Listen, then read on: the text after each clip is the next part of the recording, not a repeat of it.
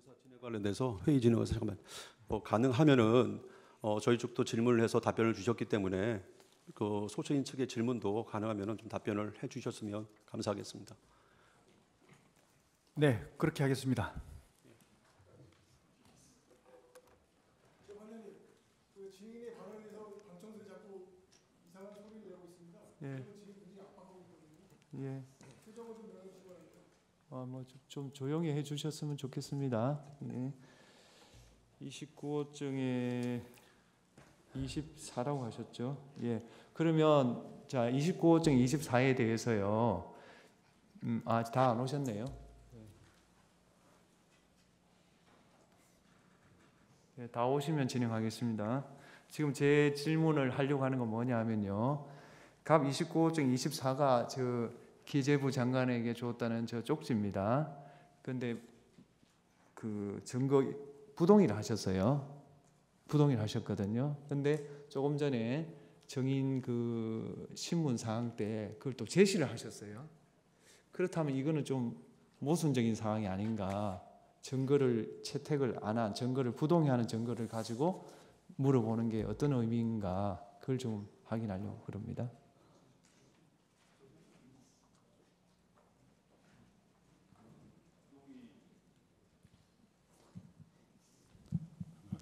네. 저희들 부동의 했는데 예. 그 재판장님께서 그 네. 증거로 채택한다고 말씀을 하셨기 때문에 아니 24는 보류가 됐을 건데. 보류됐습니다. 예. 지금 무슨 상황이냐 하면 29호증 24를 피청구인이 작성했건 그 다음에 피청구인 주장대로 피청구인 측의 주장대로 김용현 정인이 작성했건 작성의 주체가 달라질 뿐 진정성립은 인정된다는 뜻 아닙니까? 어느 쪽이든. 그렇다면 그 증거는 증거로서 가치를 가지는 거지 증거 능력이 없다는 것은 모순 아니냐. 지금 그런 뜻으로 말씀드리는 겁니다. 다만 입증 취지를 부인한다는 뜻이겠죠. 왜냐하면 청구인 측에서는 피청구인이 썼다는 뜻이니까요. 재판장님 이게 이 서면을 갖다가 저희는 모르는 서면이기 때문에 네. 그래서 부동의를 한 것이고요. 예. 지금 그 참고로 보고 싶다 했기 때문에 저희가 예. 그 받아서 지금 전해준 것이지 증거로 저희가 쓴 것이 아닌데요. 그러면 제가 예. 그럼 그거는 제가 이 단계에서 예. 직권으로 물어보겠습니다. 예, 자, 예. 29호증 24를 좀 주십시오. 좀 띄워 보십시오. 그러면 주든지 아니 정인한테 제시를 하십시오. 그거 한번 읽어보시고요. 본인이 아까 작성했다는 그 문서의 사본이 맞으신지 확인을 좀 해주십시오. 예, 맞습니다. 맞습니까? 네. 그럼 원본도 있습니까? 예. 원본도 있습니까? 그건 사본이거든요. 원본 없습니다. 아니야. 원본의 존재가 있다는 걸 인정하시냐 말입니다. 그런 원본이 있어서 그런 복사본이 나왔다는 사실을 인정하시냐? 예, 그렇습니다. 인정하시죠? 네네. 그렇다면 어떤가요? 해도 되겠습니까? 예, 좋습니다. 그러면 갑제 29호증 24는 재판부에서 증거로 채택하겠습니다. 근데 재판장님 죄송합니다만 여기 지금 8이라고 적혀 있는데 예, 이거는 뭔가 좀 잘못된 것 같습니다. 원래 없었던 표시입니까? 예. 그러면 그렇게 하죠. 그러면 8이라는 부분을 뺀 8이라는 표시를 뺀 나머지 내용은 29호증 24는 그런 본인이 작성했고 원본도 있고 그 원본에 기초한 사본인 걸 인정한다. 예. 이 말씀이죠? 그렇습니다. 그러면 8 부분을 뺀 나머지에 대해서 증거를 채택한다. 예. 어쨌든 간에 저희는 모르는 서면이기 때문에 예. 부동의로 예. 정리해 주시고요. 증거는 예. 그대로 인부는 그대로 하시고 재판부가 정인 신문을 통해서 진정 성립도 인정되고 여러 가지 증거 법칙에 어긋남이 없어서 그 부분을 뺀 8이라는 숫자를 뺀 나머지 부분에 대해서 증거를 채택한다. 그런 뜻입니다. 예, 그렇게 정리하겠고요. 저희 재판부 평의 결과는 이렇습니다. 분명히 정원 거부권을 가지고 있고요. 그 다음에 청구인 측에게도 신문 권한이 있습니다. 그래서 신문권을 행사하시고 정인은 그에 대해서 듣고 거부권을 행사하시면 된다. 이게 저희 공식적인 입장입니다. 나머지는 정인이 판단하십시오. 이해되셨죠? 정확하게.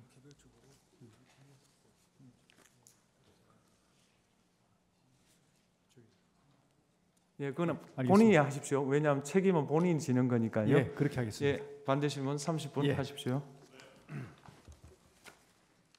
저희 준비한 반대 신문상에 앞서서 주신문에 나왔던 내용 중에 한 두 가지 먼저 좀 확인하겠습니다. 지금 재판장님께서 보여드렸던 그 문건 다시 한번 보여드리겠습니다. 좀 저희 좀 예.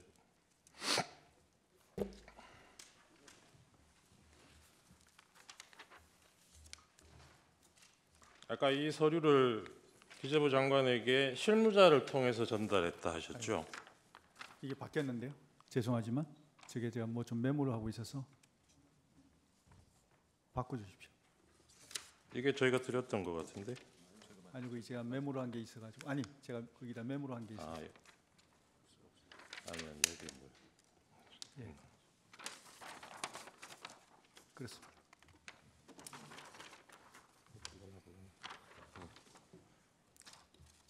예, 다시 여쭤보겠습니다. 실무자를 통해서 기재부 장관에게 전달했다 하셨죠? 네, 그렇습니다. 그 실무자가 누굽니까? 제가 사실은 얼굴은 익어서 주긴 줬는데 급하게 이제 제가 저쪽 그 국방부로 가야 되는 상황이라 가지고 예. 나가면서 복도에 있는 실무자를 줘서 국방부로 나간다는 게 제가 그 국무회의를 마치고 그러니까요. 국방부로 빨리 가야 되기 때문에 네. 가는 과정에서 제가 나가는 과정에서 대통령 모시고 나가다가 예. 그걸 못 주고 나왔다는 걸 그때 알고 예. 다시 들어가기도 그렇고 해서 예. 제가 실무자를 줬습니다. 예.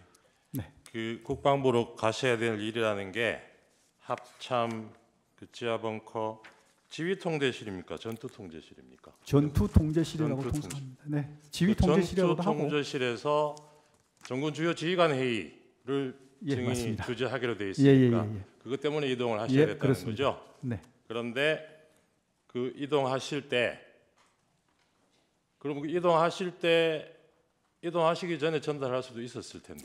그 국무회의 중에는 제가 줄 수 있는 상황이 못 됐고요. 예, 그리고 기재부 장관은 제가 좀 늦게 왔습니다. 기재부 장관이. 네, 그래서 줄 수 있는 상황이 못 됐습니다. 제가 접촉을 못 했습니다. 예.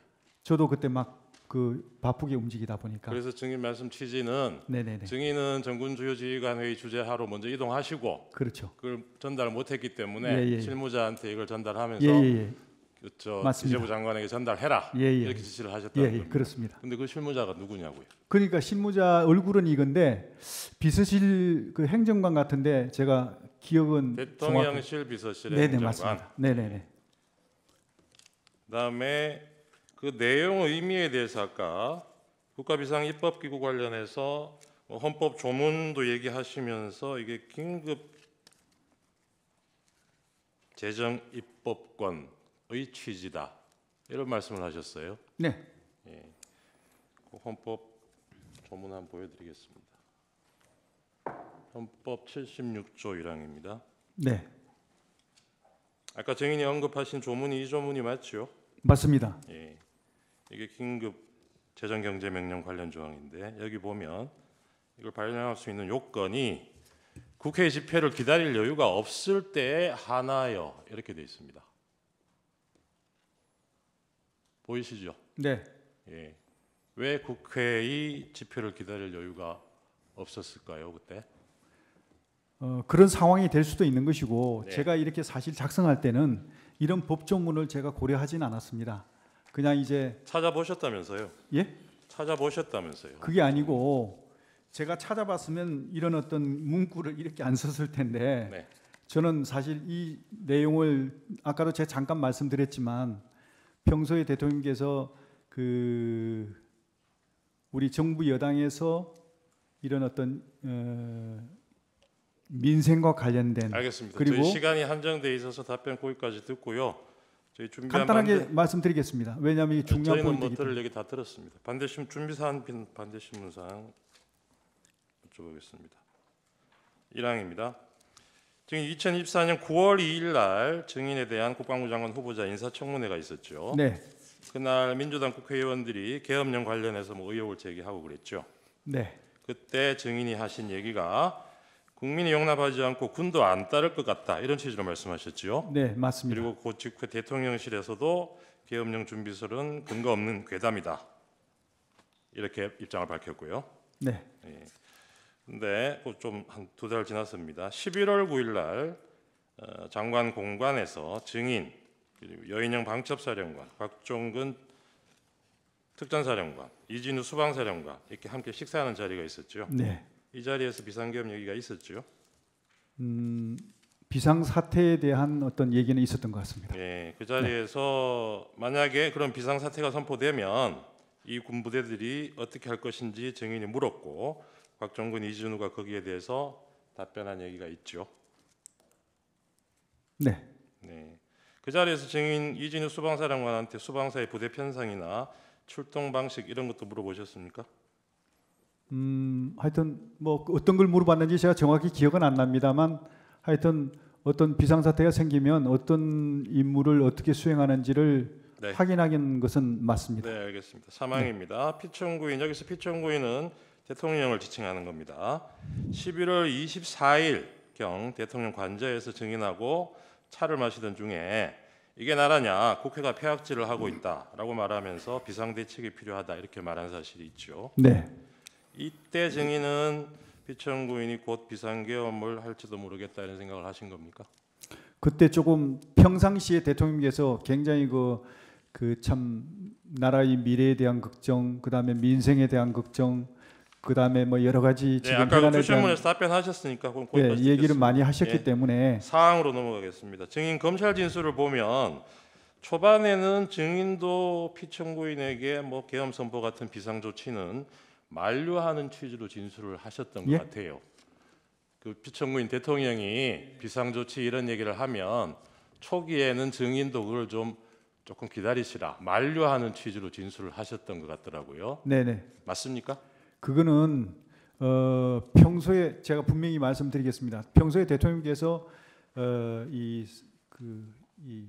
하루 24시간을 거의 뭐 국가, 국민, 민생 네, 이것만 질문 요지에 생각하시는 맞게 좀 간단하게 예, 답변해 그런 주십시오. 생각만 하시는 분이기 때문에 이런 어떤 생각만 하시다 보니까 상황이 좀 안 좋고 정치 상황이 좀 어려우면 굉장히 좀 약간 이렇게 감정적으로 기복이 올라가시는 경우도 있고 이러다 보면 또 그런 어떤 말씀이 있을 수도 있는데 그래서 또 그 다음 날 되면 예. 또 전혀 어떤 이상 없이 또 임무 수행을 하시고 전혀 내색 없이 또 정상적으로 임무를 수행하시기 때문에 그런 어떤 그 대통령님의 생각을 이렇게 저희들이 보면 네. 뭐 그렇게 처음 듣는 사람은 좀 어떻게 생각할지 모르겠지만 저는 오랫동안 겪으면서 알겠습니다. 대통령의 그런 생각에 대해서 충분히 이해하고 존중을 합니다. 사회강 묻겠습니다. 네. 근데 결국 증인도 뭐 말리는 걸 포기하고 피청구인 계엄 선포에 동의를 하셨을 거 아니에요? 동의를 하셨으니까 이렇게 됐을 거 아닙니까? 항상 존중해 왔습니다. 네. 이게 뒷부분을 생략하겠습니다. 5항입니다. 증인 2024년 10월 14일입니다. 증인 국방부 장관 취임하고 한 달 남짓 지난 시점인데 문상호 정보사령관이죠. 문상호에게 노상원 장군 하는 일을 잘 도와주라 이런 지시를 하신 적이 있습니까? 예, 그렇습니다. 예. 노상원은 이 수사 결과에 의하면은 24년 9월달 그 증인이 국방부 장관 취임한 이후부터 이 계엄 때까지 한 3개월 동안 증인 공관에 22번이나 방문한 것으로 확인이 되었습니다. 현역도 아닌 퇴역 군인하고 무슨 일로 그렇게 자주 만났습니까? 네, 우선 그 노상원 장군은 청문회 때부터 저를 좀 많이 도와주고 여러 가지 또 필요한 어떤 정보도 주고 해서 청문회 때 많은 도움을 받았습니다.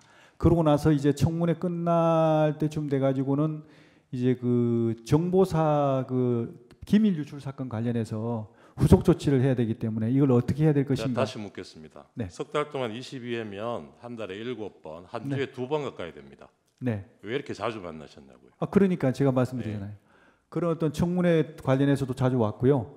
그다음에 정보사를 어떻게 하면 이렇게 제대로 정상화시킬 것인가 하는 문제와 관련해서 또 많은 저한테 조언을 줬기 알겠습니다. 때문에 그렇게 했고요. 다음 또- 제가 그 관련해서 더 물어볼 겁니다. 나항입니다. 증인 노상원하고 문상호에게 비상계엄 선포가 되면 선관위 전산 자료를 확보하고 선관위 직원들을 조사해서 부정선거가 있었다는 사실을 밝혀내라 이런 취지로 진술하신 적 있습니다. 앞에 지시하신 부분을 적 제가 있습니다. 잘못 들은 죄송합니다. 그러니까 노상원하고 문상호에게 비상계엄이 선포가 되면 선관위 전산 자료를 확보하고 직원들 조사를 해서 부정선거가 있었다는 사실을 밝혀내라 이렇게 지시하신 적이 있느냐고요. 예, 부정선거에 대한 그런 자료를 필요하면 수집하라는 지시는 했습니다. 네. 노상원은 전역에서 이때 민간인 신분이었잖아요. 이런 민간인한테 비상계엄하에서 임무를 지시하고 정보사 장교들한테도 노상원의 지시를 잘 도와주라고 한 이유가 뭡니까? 주로 정보사령관한테 제가 임무를 줬지 노상원 장군한테 임무 준 게 아닙니다. 정보사령관한테 제가 전화를 해서 임무를 줬죠. 정보사령관하고는 석 달 동안 몇 번이나 만나셨는데요. 정보사령관은 뭐 전화를 뭐 수시로 했습니다. 제가 노상원은 한 달에 석 달 동안 22번이나 공간을 방문을 해서 비상계엄과 그렇게 관련된 임무 수행은 노상원 장군이 20몇 번 왔는지 모르겠는데 그 몇 번 온 것 중에 몇 번 안 됩니다. 주로 많이 그 해당되는 거 아까 말씀드리면 청문회 관련해서 많이 지원을 했고요, 받았고요, 도움을 또 정보사를 어떻게 개혁하고 정보병가를 어떻게 만들 것인가 하는 부분에 대해서 알겠습니다. 많은 네, 어떤 6항입니다. 네. 12월 1일 계엄 선포 이틀 전입니다. 오후에 곽종근 특전사령관에게 계엄 상황이 발생하면 국회, 선관위, 가천청사, 관악청사, 선거연수원, 민주당사, 여론조사 꽃 이런 곳에 특전사 부대를 투입시켜서 시설을 확보하라고 지시하셨죠. 예, 그렇습니다. 네. 국회에 대해서 이번 계엄이 실행된 과정을 보면은 경찰이 국회 출입문에 기동대를 배치해서 일단 외곽에서 출입을 봉쇄하고 네. 그다음에 수방사가 국회 본관 및 의원회관 등 이 출입문을 이선해서 봉쇄를 하고 특전사는 헬기로 이동해서 본관 및 의원회관 내부를 들어가는 방식으로 작전이 실행된 것으로 보이는데 이 작전은 누가 세운 겁니까? 우선 봉쇄라는 말씀 자체는 저는 네, 그런 뭐 얘기를 한 적이 다르게 없고 하시더라도요. 배치는 그렇게 된 게 맞지 않습니까? 그렇지 않습니다. 그렇게 된 게 아니고 네. 외곽에는 외곽에 경찰이 경찰이 있고요. 예, 하고 네. 그다음에 수방사는 이제 본청 주변을 그러니까 그 네, 얘기입니다. 하는데 실제로 임무 수행을 못 했고요. 예. 그다음에 이제 본청에 들어가서 이제 하는 것은 특전사. 특전사가 제가 있습니다. 그런 취지로 물어본 겁니다. 네, 그런 네. 작전을 누가 세운 거예요? 제가 당연히 지시를 했죠. 네. 그렇게 하라고 임무를 부여했습니다. 이런 계획은 대통령인 피청구인한테도 보고가 됐습니까? 안 됐습니다. 안 됐어요. 당일날 수방사 이진우 사령관한테도 이런 작전 계획 알려주셨죠. 네, 그렇습니다. 10월 3일 저녁에 방첩사령관 여인영한테도 전화를 하셨죠. 며칠 날요? 10월 그날 당일날 네네네. 저녁에 네. 계엄 잘 대비해라 이런 취지로 지시를 하셨죠. 예. 여인영한테 뭐 체포 명단 같은 거 알려주신 적 있습니까? 그거는 체포 명단이 아니고요. 네.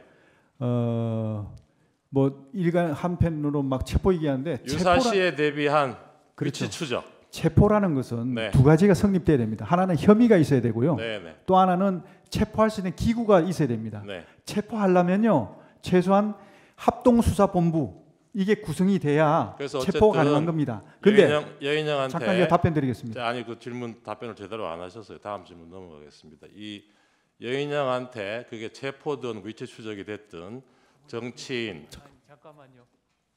저기 정- 동석하신 분은 그렇게까지 하는 거는 동석의 범위를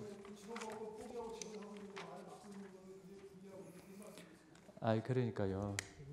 다른 사람이 보기에는 정언을 코치하는 거로 보이잖아요. 그 우리가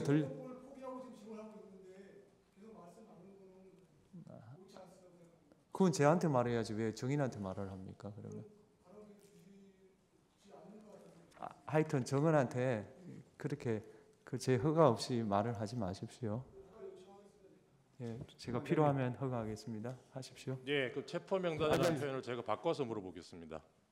체포 명단 아니고 하여튼 정치인, 뭐 전직 대법원장, 법조인 이런 명단이 포함된 이런 사람들이 포함된 명단을 여인영한테 알려주신 적은 있습니까?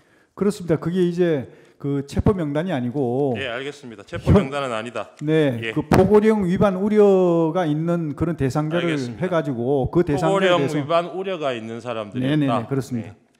계엄령 선포 전후에 대통령실 상황하고 국무회의 관련해서 좀 여쭤보겠습니다. 그날 밤에 한덕수 총리를 포함해서 11명의 국무위원이 모인 게 밤 10시 17분경이었던 것 같아요. 기록상 보니까. 마지막에 온 분이 예. 네. 그렇죠. 그 한덕수 총리는 좀 일찍 왔죠. 9시 전에. 네.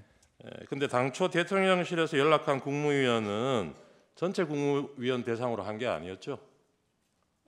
전체 국무위원을 대상했는지 어떻게 했는지 제가 한 게 아니기 때문에 모르시나요? 그거는- 그렇죠. 예, 알겠습니다. 네.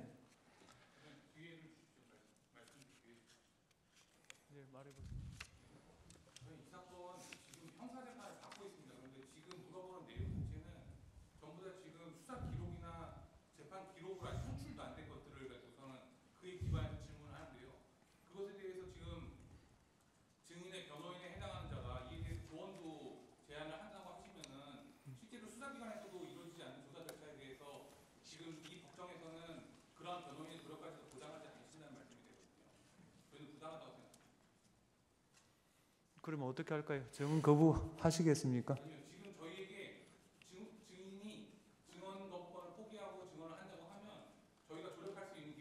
그렇게 허용할 수는 없습니다. 증언 거부권 행사하고 안 하는 것은 본인이 하는 거고 일반적으로 조언을 하는 건 가능하지만 증언 중에 동석자가 정인에게 그 조언을 할 수는 없습니다. 그럼 동석은 동석입니다. 조언은 불가능합니다. 아니 그러니 휴정을 할 때 또 직전에 그럴 때 그 조언을 할 수 있고요. 그다음에 전반적인 진행 사항에 위법 사항이 발견될 때 저한테 요청을 할 수 있겠죠. 그런데 정인에게 뭘 권고하는 거는 동석이 범위를 넘어서는 거죠. 시간 끊으세요. 시간 중단시키세요. 예. 예. 예. 자른다.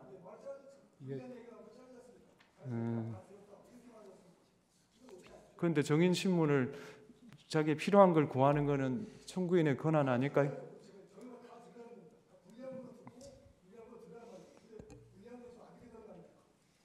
그거는 제 주신문에서 하면 되지 않을까요? 저는 그렇게 생각합니다. 앉으십시오. 하십시오. 시간 넣으세요. 네. 이날 비상계엄을 심의하기 위한 국무회의가 열린다는 것을 사전에 연락받을 때 그 얘기를 듣고 알고 참석한 국무위원이 있었습니까? 연락한 사람이 어떻게 했는지는 제가 알지 못하고 모르겠습니까? 있습니다. 네. 조태열 외교부 장관이 대통령실에 도착했을 때 정인도 그때 있었습니까? 예, 있었습니다. 예.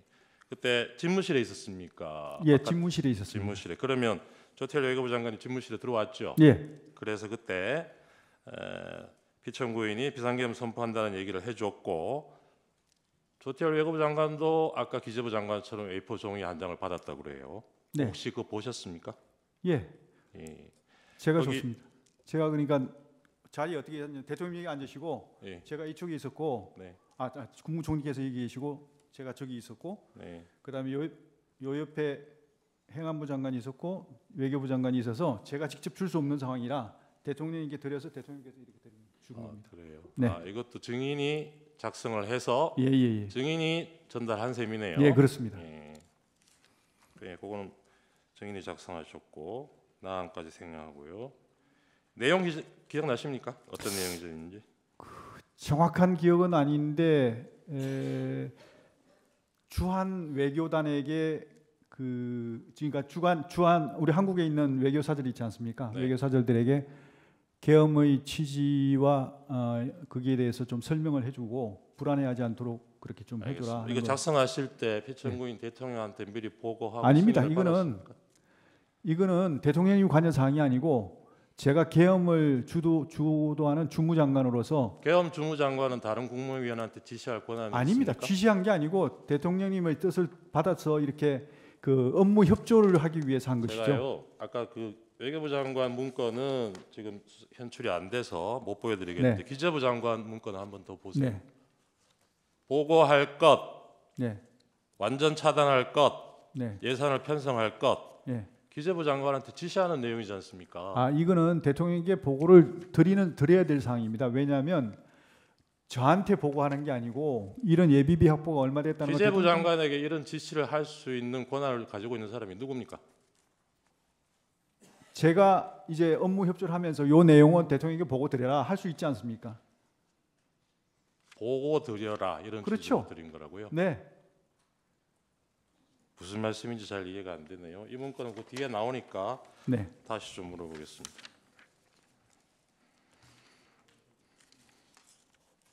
11회 가항으로 넘어갔습니다. 국무회의 정족수가 채워진 것은 아까 10시 17분경 주신문에도 근데 나왔습니다. 잠깐만 죄송합니다만 저한테 질문지를 주셨나요? 질문지를 원래 안 드려도 됩니다. 저야 드려야 되는 거. 근데 왜 번호를 얘기하세요? 질문지의 번호가 지금 재판관님들 보시기 편하고 말씀. 저한테는 원래 안 주는 건가요? 네. 듣고 기억나는 대로 말씀하시면 됩니다. 네, 알겠습니다. 아까 주신문에서도 정족수가 채워진 게 10시 17분 오영주 중소기업벤처부 장관이 대접견실에 도착한 때라고 하셨습니다. 기억나십니까? 예, 그래서 11명이 된 거예요. 예, 그리고 피청구인이 대국민 담화하러 브리핑룸으로 출발한 게 22분입니다. 10시 21분. 예, 그럴 겁니다. 5분이에요. 22분 정도 돼서. 네. 그러면 이 증인이 얘기하는 실제로 국무회의가 있었다고 하는 게 그 회의 개최 시간이 5분이에요. 네, 맥시멈. 네. 네. 그걸 전제로 이때 여러 국무위원들이 반대했던 거는 기억나십니까? 그 국무회의는 짧게 했지만 네. 그 전에 제가 아까 말씀드린 대로 20시 30분경부터 국무위원들이 순차적으로 들어오기 시작해서 들어올 때마다 그때는 같이 모여서 정족수가 안 된 상태니까 안 계획된 됐더라도 심의를 했습니다. 네, 들어오는 근데 대로. 하여튼 그래서 충분한 1시간 반 이상을 심의를 하고 반대하는 분들이 많았죠. 내용들을 다 이렇게 서로 공유를 하고 나서 알겠습니다. 실제로 가서는 짧게 이루어진 겁니다. 동의한 그래서 사람이 있었습니까? 동의한 분도 있었습니다. 누굽니까? 제가 말씀드리기는 곤란합니다. 네.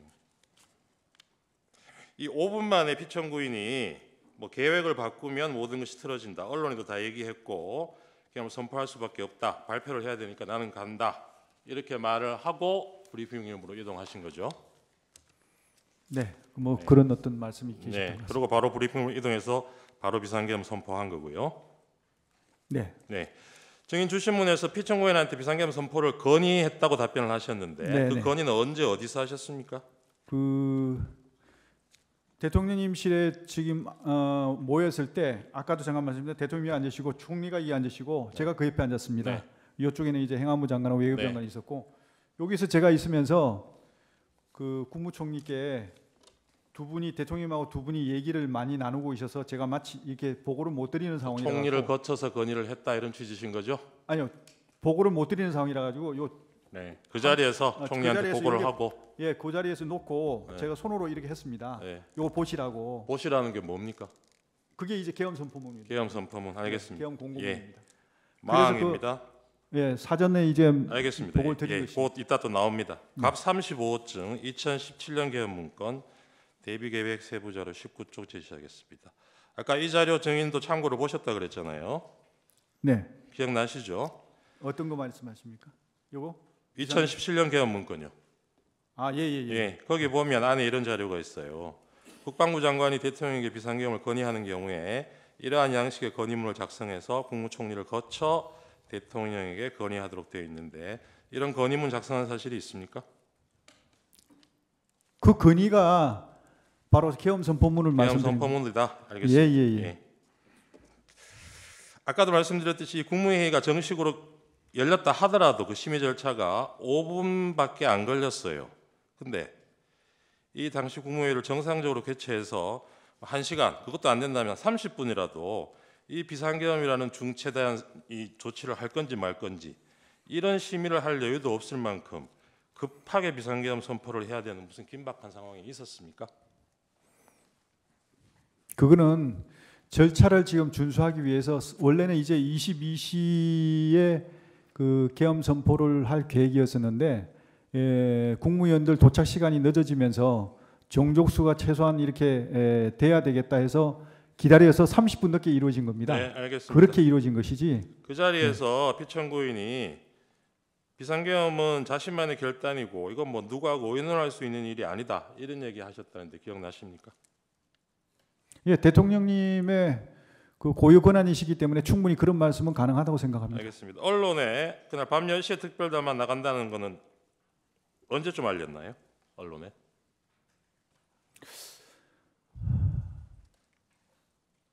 그게 미리 알려졌는지 안 알려졌는지 그건 잘 그건 모르겠습니다. 증인이 관여 안 하셨어요? 예, 증인은 이 통화 기록 시간을 보면 국무위원들이 대통령실 5층에 하나둘씩 모여들고 있을 때도 수시로 곽종근, 여인영하고 통화한 게 확인이 됩니다. 네. 이 통화들은 어디서 하신 겁니까?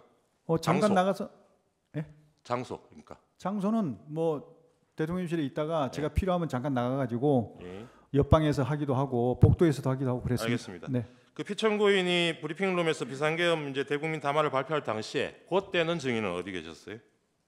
브리핑룸에 브리핑 하실 때요? 네네. 그때는 저는 국방부로 갔습니다. 국방부로 이동하셨어요. 예, 예.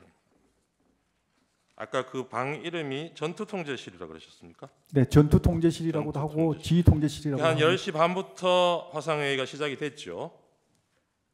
10시 반부터. 네.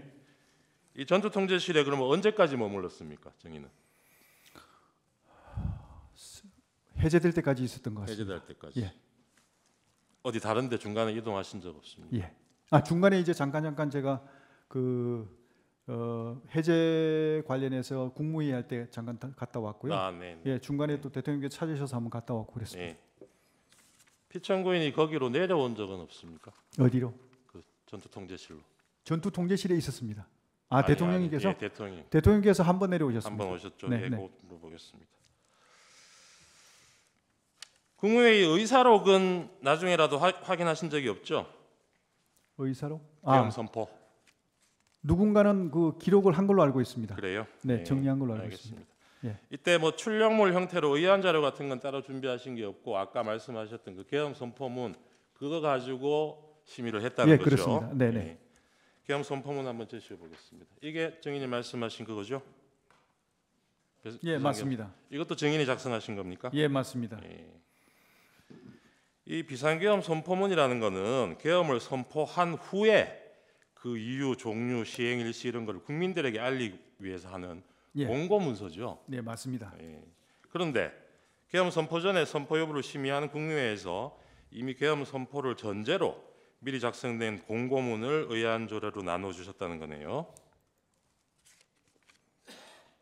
예. 뭐 그- 다른 자료는 더 나눠 주신 거 없죠? 예? 이 자리에서. 요거만 알겠습니다.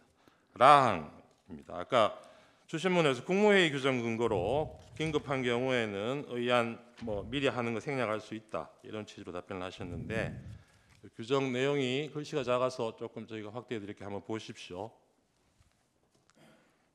3조 3항을 함께 보면은 중요 사항에 대해서는 의안 제출은 미리 못하더라도 그 경우에도 심의에 필요한 검토 의견 등을 해당 의안에 분명히 밝혀서 제출하여야 한다라고 규정을 하고 있고 이런 중요 사항에 대해서는 이 검토 자료를 붙여서 제출해야 한다는 건 예외 규정이 없어요. 아무리 긴급한 경우라도. 근데 증인은 아까 그 계엄 선포문 외에 별도로 검토 의견 같은 거는 첨부되어 있지 않았다는 거죠. 다른 자료 없었다면서요. 심의할 때요? 계엄 선포서 말고 네. 국무위원들 심의할 때 네, 맞습니다. 다른 자료는 그거였습니다. 없었다면서요. 예. 예. 13항입니다. 피청구인 그 대국민 담화하고 한 10분 뒤에 다시 대접변실로 돌아왔죠. 그거는 그때 증인은 모르시겠네요. 그렇습니다. 저쪽에 예. 지휘관에게 주재하고 계셨으니까. 예, 그럼 생략하겠습니다. 예, 기재부 장관 14항 다시 한번 그 문건 제시하겠습니다.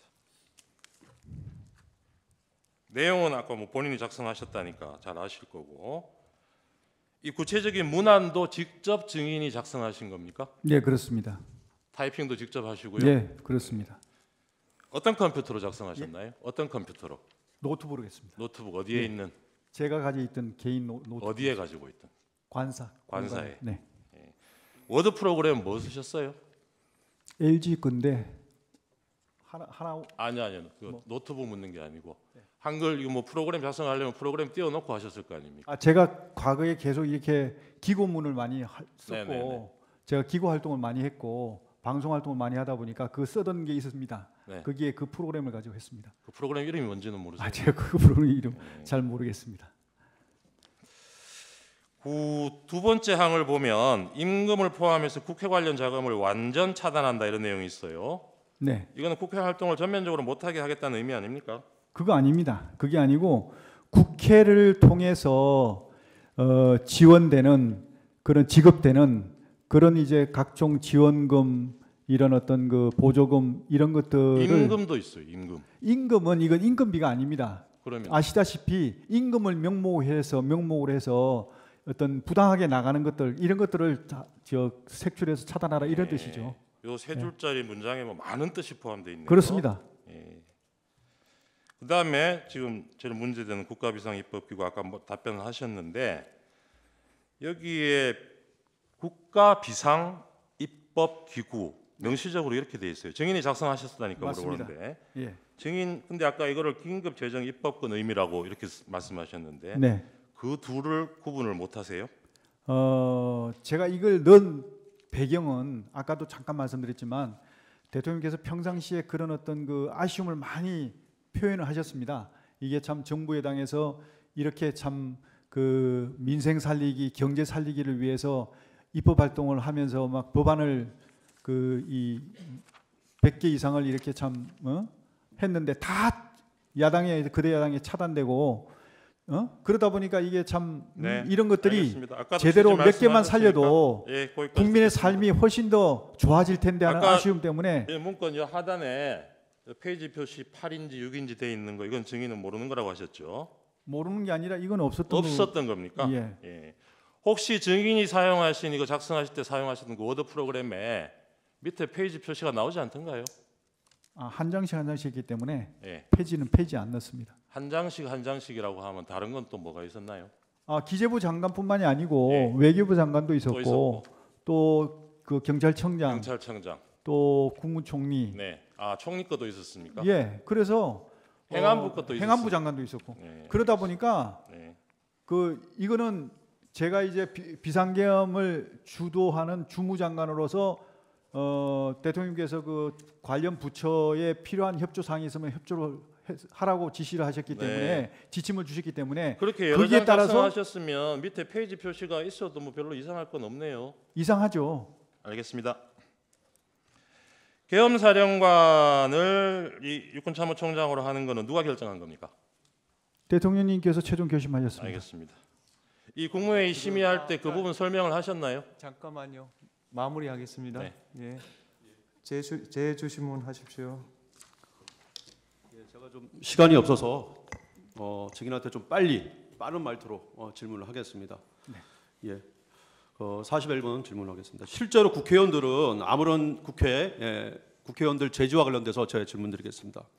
실제로 당시에 국회의원들은 아무런 제지를 받지 않고 국회에 들어갔고 또 언론사 역시 국회 본회의장에 들어가 국회 로비에서 국회의원들의 국회의원들이 언론사와 인터뷰를 하는 등 상황이 전개되고 있었습니다. 현장 상황 TV로 생중계되고 있었고 대통령과 증인이 국회의원의 국회 출입을 저지 봉사라는 지시를 할 수 있는 상황도 아니었고 할 수 없는 상황이었죠. 맞습니다. 예. 42번 질문하겠습니다. 공수처는 2024년 12월 4일 공안시 03분경에 본회의에서 비상계엄 해제 요구안이 가결되자 2024년 12월 4일 공안시 16분에서 공안시 47분경에 합동참모부 지하에 있는 결심지원실에서 대통령이 증인, 계엄사령관 박안수, 그다음에 국가안보실 2차장 인성환, 국방비서관 최병욱 등과 함께 논의를 하면서 그것 봐라, 1000명도 투입하라고 하지 않았나 이렇게 말하였다고 하는데 그 사실이 아니죠. 아닙니다. 예. 또 소추단 측은 대통령이 국회 계엄 해제 요구안이 가결되었음에도 일부러 즉시 계엄을 하지 않았다는 취지로 주장하고 있는데 이것 역시 사실 아니죠. 아닙니다. 예. 증인과 대통령은 계엄 해제 의견을 방송으로 확인한 후에 대통령은 계엄 해제를 위한 국무회의 소집을 지시했고 국무위원들이 대통령실로 오기를 기다리고 있었던 것이지 계엄 해제를 일부러 늦추거나 하는 건 아니죠. 맞습니다. 그리고 한 가지 더 질문하겠습니다. 국회의 계엄 해제 요구가 있자마자 대통령이 증인과 박안수 계엄사령관을 직무실로 불러서 즉시 병력을 철수해라라고 지시했죠. 맞습니다. 예. 증인의 공소장에 따르면은 증인이 2024년 12월 4일 02시 13분경에 곽종근에게 이미 다 계엄 해제가 난 다음에 02시 13분경입니다. 중앙선거관리위원회에 병력을 재차 투입할 수 있느냐 이렇게 문의했다고 기재되어 있는 게 사실 아니죠. 사실이 아닙니다. 예, 정치인 체포와 관련돼서 질문드리겠습니다. 공소장과 증인의 공소장과 소소인 측 주장에 따르면은 증인이 2023년 12월 3일 22시 27분경에 계엄 선포 전에 비상계엄이 선포되자 그 무렵 방첩사령관 여인에게 전화를 해서 정치인들 10여 명의 이름을 불러주고 체포하라고 지시를 하였다는데 사실 아니죠? 사실이 아닙니다. 예. 증인이 대통령으로부터 특정 정치인을 체포하라는 지시 받은 적이 있습니까? 증인이? 그런 대통령으로부터 그런 지시를 받은 적은 전혀 없고요. 예. 이것은 이제 제가 이제 다만 그 다음 질문이 있습니다. 예. 증인은 검찰 조사에서 정치인들의 위치를 파악하라고 지시하였다고 진술을 하였는데요. 대통령으로부터 그런 지시를 받아서 한 것인가요? 아니면 증인 판단으로 이렇게 한 것인가요? 제가 판단해서 여인영 사령관한테 체포하라는 그런 지시가 아니고 예.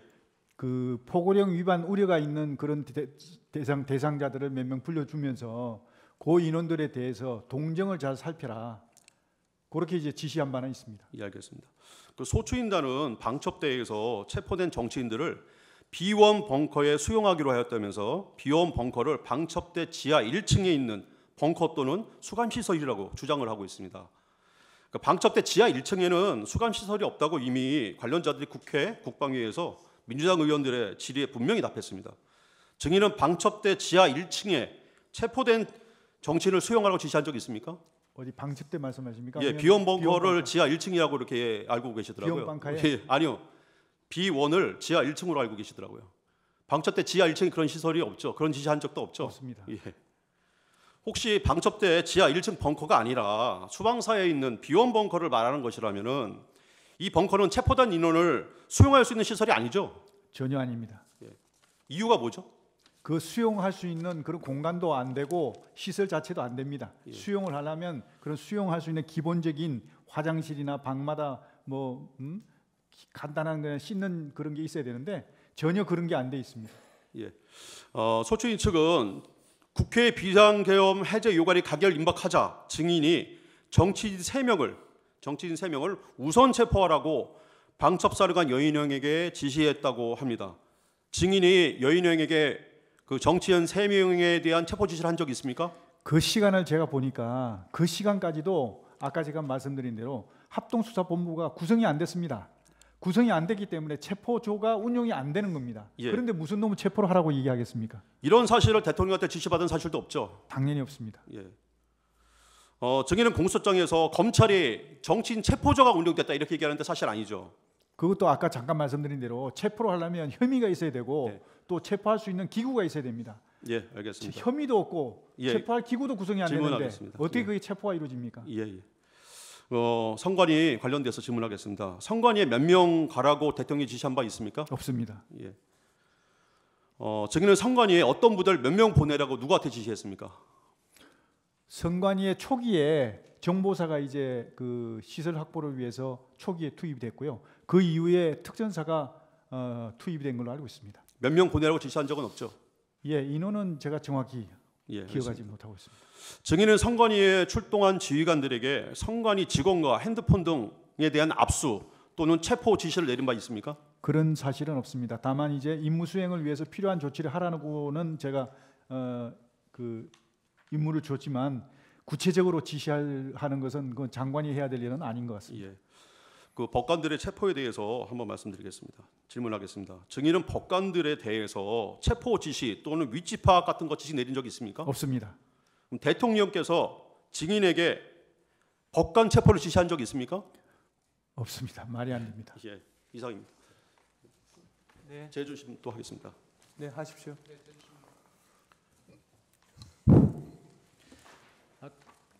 증인께서 아까 포고령 1호 아니 잠깐만, 왜 시간을 지워버리는? 그 남은 시간을 줘야죠. 8분 30초 넣으세요.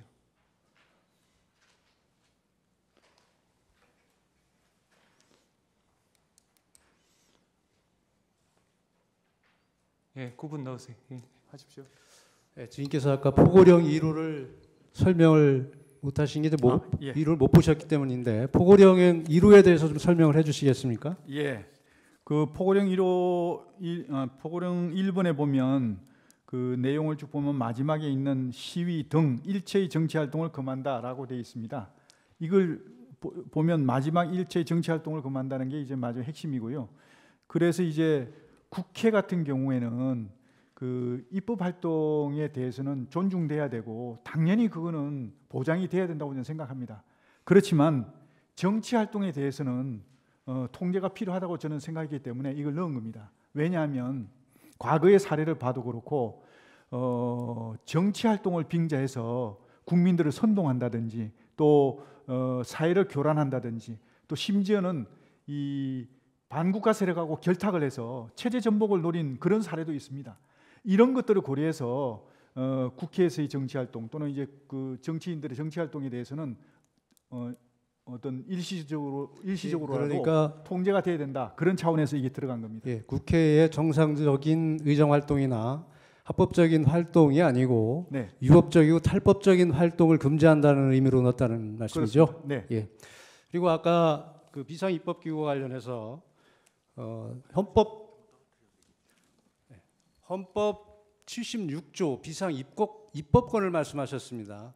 근데 헌법 76조는 긴급 재정 명령에 관한 규정이고 그 명령은 입법의 효력이 있다고 해서 그렇게 말씀을 하신 것이죠. 네, 네, 그렇습니다. 그리고 아까 말씀하실 때 대통령께서 평소에 민생 살리기나 경제 살리기 입법 수백 개를 추진했는데 거대 야당의 발목 잡기에 잡혀서 실행을 못해서 안타까워하셨다. 네. 그래서 이제 증인께서 헌법 76조를 활용해서 실행 방법을 강구하는 것이 지금 이 맞습니다. 문구라는 것이죠. 예, 예. 혹시 대통령께서 평소에 민생 입법이나 경제 살리기 입법 중에 대표적으로 언급했던 법률이 무엇인지 말씀해 주실 수 있습니까? 특별히 어떤 법률에 대해서 언급하지 않으시고 네. 이런 것들을 막혀 있는 이런 법안들 민생 관련한 거, 경제 살리기 관련한 것에 대해서 이것이 그 제대로만 작동이 되면 국민의 삶이 훨씬 더 좋아질 텐데 하시면서 아쉬움을 표하면서 이게 기회가 된다면 이런 어떤 비상 대책을 강구해서 어떤 이런 것들이 좀 해결될 수 있는 방안이 있으면 좋겠다. 이런 어떤 희망사항으로 말씀하신 게 있습니다. 그래서 그 기억에 제가 해서 그 내용을 정리한 겁니다. 그때 당시에 이제 평소에 대통령께서 4대 개혁 문제라든지 그 소득세법, 상속세법, 증여세법, 법인세법 이런 부분들을 많이 개혁하시려고 하는데 좌절됐던 부분을 말씀하신 적은 없습니까? 그런 부분도 물론 당연히 말씀하신 데는 근데 이런 법만 잘 돼도 국민이 더 잘 예, 살 예, 수 예. 있다는 안타까운 맞습니다. 말씀을 많이 다 하셨다. 포함했습니다. 예, 그런 것까지. 네. 그리고 그 청구인 측 질문에서 특전사는 의사당 내이고 수방사는 경내고 경찰은 담장 밖이라고 이렇게 질문을 할 때 증인께서 맞다고 말씀을 하셨는데 실제 특전사가 국회 본 의사당에 얼마나 들어가셨는지 아십니까? 280명. 본관에 다 들어갔습니까? 280명이 질서 유지를 위해서 활동을 했습니다. 다 들어간 걸 확인하셨습니까? 아니 확인한 것보다 제가 보고를 받았습니다. 그렇게. 그러니까 그게 지금 이제 오해를 좀 280명은 국회 경내에 들어간 인원을 말하는 거고요. 맞습니다. 이 맞죠? 예. 본청에 본 회의장 안에 건물 안에 들어간 사람은 12명밖에 안 돼요. 7079대 묵 깨고 창문 깨고 그거를 좀 오해를 하시고 예. 건물 안에 있었던 그죠? 게 280명이라는 예, 예. 겁니다. 건물 안에. 실제 수방사는 212명이 현장에 갔는데 실제 48명인가밖에 네, 못 맞습니다. 들어가고 50명 밖에 그것도 예. 건물 내도 못 들어가고 그렇습니다. 경내 대기했고 그렇습니다. 나머지 병력은 담장 밖에 맞습니다. 대기하고 있었습니다. 예, 예. 저도 좀 어제 사진 보고 저거 하는데 그 본회의장과 또 국회 관계자들의 사무실이 있는 본관 건물이 있고요. 예. 또 국회 마당이 있고 담벼락 바깥에 또 경찰이 있었지 않습니까? 예, 예, 예. 근데 특전사 요원들이 그 본관 건물 안으로 한 20여 명이 들어가는 사진을 어제 봤거든요. 네. 근데 거기서 이제 제지를 하고 뭐 이렇게 소화기를 쏘니까 다들 이렇게 나오던데 그 특전사 요원들이 그러니까 우리 장관님 보시기에 그 본관 건물 밖에 마당에 주로 있었습니까? 아니면은 그 본관 건물 안으로 그 많은 인원이 다 들어가 있었습니까? 280명은 본관 안쪽에 하여튼 복도든 어디 그 이쪽 곳곳에 가 있었습니다. 280명. 장관님께서 구체적으로 병력의 위치 사항을 자세히 파악하시고 있는 건 없으신 예, 거죠? 그렇습니다. 예, 예. 저는 그렇게 알고 있습니다. 그 수방사령관 이진우 수방사령관이 24년 12월 7일 날 서울중앙지검에서 조사받은 내용입니다. 장관에게 지시를 받은 것이 9km 가라는 것뿐이었습니다. 그래서 저는 수방사가 원래 하여야 하는 국가 중요 시설의 핵심 지역 국회의사당에 대한 외곽 경계를 해야 한다고 생각했고 왜 가야 하는지 가서 무엇을 해야 하는지 정확히 몰랐습니다. 그래서 국회 연락관으로 가 있는 양재용에게 병력 배치를 부탁하였던 것입니다라고 진술하고 있습니다. 이 수방사령관의 진술에 따르면 증인께서 수방사령관에게 정확한 임무를 지시하지 않은 것으로 보이는데 어떻습니까? 초기에는 네. 제가 그 줄 수가 없었던 게 네. 인원도 정확하게 확인이 안 돼 있었고 또 실제로 들어가서 네. 어떤 임무를 수행해야 될지 또 변동이 있을 수가 있습니다. 그래서 제가 초기에는 일단 출발해라. 그리고 그 상황을 고려해서 임무를 추가로 주겠다. 그렇게 얘기를 그랬기 때문에 그 조사에서 이진우 사령관은 상황을 잘 몰라서 김봉식 서울경찰청장에게 전화해서 서울에 무슨 상황이 있습니까? 라고 물어보자 김봉식 청장이 지금 국회에 경찰 병력이 나가 있는데 방어가 안 됩니다. 군 병력 좀 보내주십시오 라고 얘기를 하면서 김봉식이 먼저 병력을 요청하였다고 합니다. 이것으로 봐서 이진우 사령관은 정확한 임무도 부여받지 못한 상태에서 단지 그 수방사의 고유의 임무인 주요시설 경비를 목적으로 출동한 것으로 보입니다. 맞습니까? 예, 처음에는 그랬습니다. 처음에는 그렇게 간 것은 네. 맞습니까? 이거 아까 지인께서 말씀하셨을 때 이제 실탄과 관련해서 말씀을 드리면 출동 당시에 병력이 출동을 하게 되면 실탄을 가지고 나가는 것은 매뉴얼에 따른 네, 것이죠. 그렇습니다. 거기에는 개인 소지가 있고 이제 통합보관. 통합보관이 있었고 이때는 이 계엄 당시에는 분명히 개인 실탄 소지를 금지했기 때문에 개인에게는 소지가 안 됐던 것이고 네. 통합보관을 했던 것이죠. 그렇습니다. 그것은 매뉴얼에 따른 것이죠. 그렇습니다. 그리고 체포 명단과 관련해서 아까 증언을 하셨는데 체포 지시는 없었고 다만 포고령을 위반할 소지가 있는 대상자들에 대한 동향을 파악하라고 동정을 좀 파악해 보라고. 동정을 좀 파악해 보라고 하셨다고 네네. 하셨죠. 구체적으로 명단을 몇 명을 누가 작성은 직접 하셨습니까, 장관께서? 제가 뭐 몇 명인지 세보진 않았는데 네. 대충 이제 3개 당의 당 대표 왜냐하면 포고령 위반 우려가 있는 그런 네. 분들을 해서 그 다음에 이제 국회의장 그 다음에 야당 원내대표 뭐 기타 뭐 이런 어떤 관심 요주 인물들 이렇게 해서 했습니다. 어쨌든 장관께서 직접 하신 대상자도 있을 것이고 밑에서 보고받은 사람도 있고 예, 그 그렇습니다. 분류가 다르죠. 예, 그래서 전체 명단은 지금 기억 못 하시는 건 맞습니까? 솔직히 다 기억 못합니다. 예, 제 반대 신문 15분 하십시오. 증인 아까 계엄사령관은 피청구인이 결정하셨다고 그랬는데요. 네, 육참 총장을 계엄사령관으로 결정한 시점이 언제쯤입니까? 12월 1일 같습니다. 네, 알겠습니다. 네. 아까 이 국무위원들 모였을 때 부처별로 그 기재부 장관한테 줬던 것처럼 그런 문건을 하나씩 나눠주셨다고 했는데 총 몇 장이나 준비하셨어요? 제가 정확히 기억은 안 납니다만 대충 아까 말씀드린 대로 하면 3명, 4, 5, 6, 한 6장, 7장 정도 될 것 같습니다. 6, 7장. 네. 아까 행안부 장관, 국정원장 또 어디 있었죠? 국무총리도 있었다 그러셨고. 네, 맞습니까? 외교부 장관. 예, 예. 행안부 장관 혹시 쪽지에 적혀있던 내용 기억나십니까? 아, 그거는 경찰하고 똑같았습니다. 경찰하고 똑같은데. 아, 경찰청장. 예, 청장들한테 준 거랑 알겠습니다. 그다음에 16호증하고 17호증에 다의 1항으로 넘어가겠습니다. 증인이 포고령 초안 증인이 작성하셨다 그랬지 않습니까? 네. 그죠? 예. 그런데 피청구인 지시로 야간 통행 금지 부분을 삭제했다고 하셨죠. 예, 예. 피청구인이 포고령에서 나머지 부분 수정한 부분은 없습니까? 예, 없습니다. 예. 갑 35호증 중에 28쪽 쪽수는 모르겠습니다. 79년 포고문, 2017년 포고문 제시하겠습니다.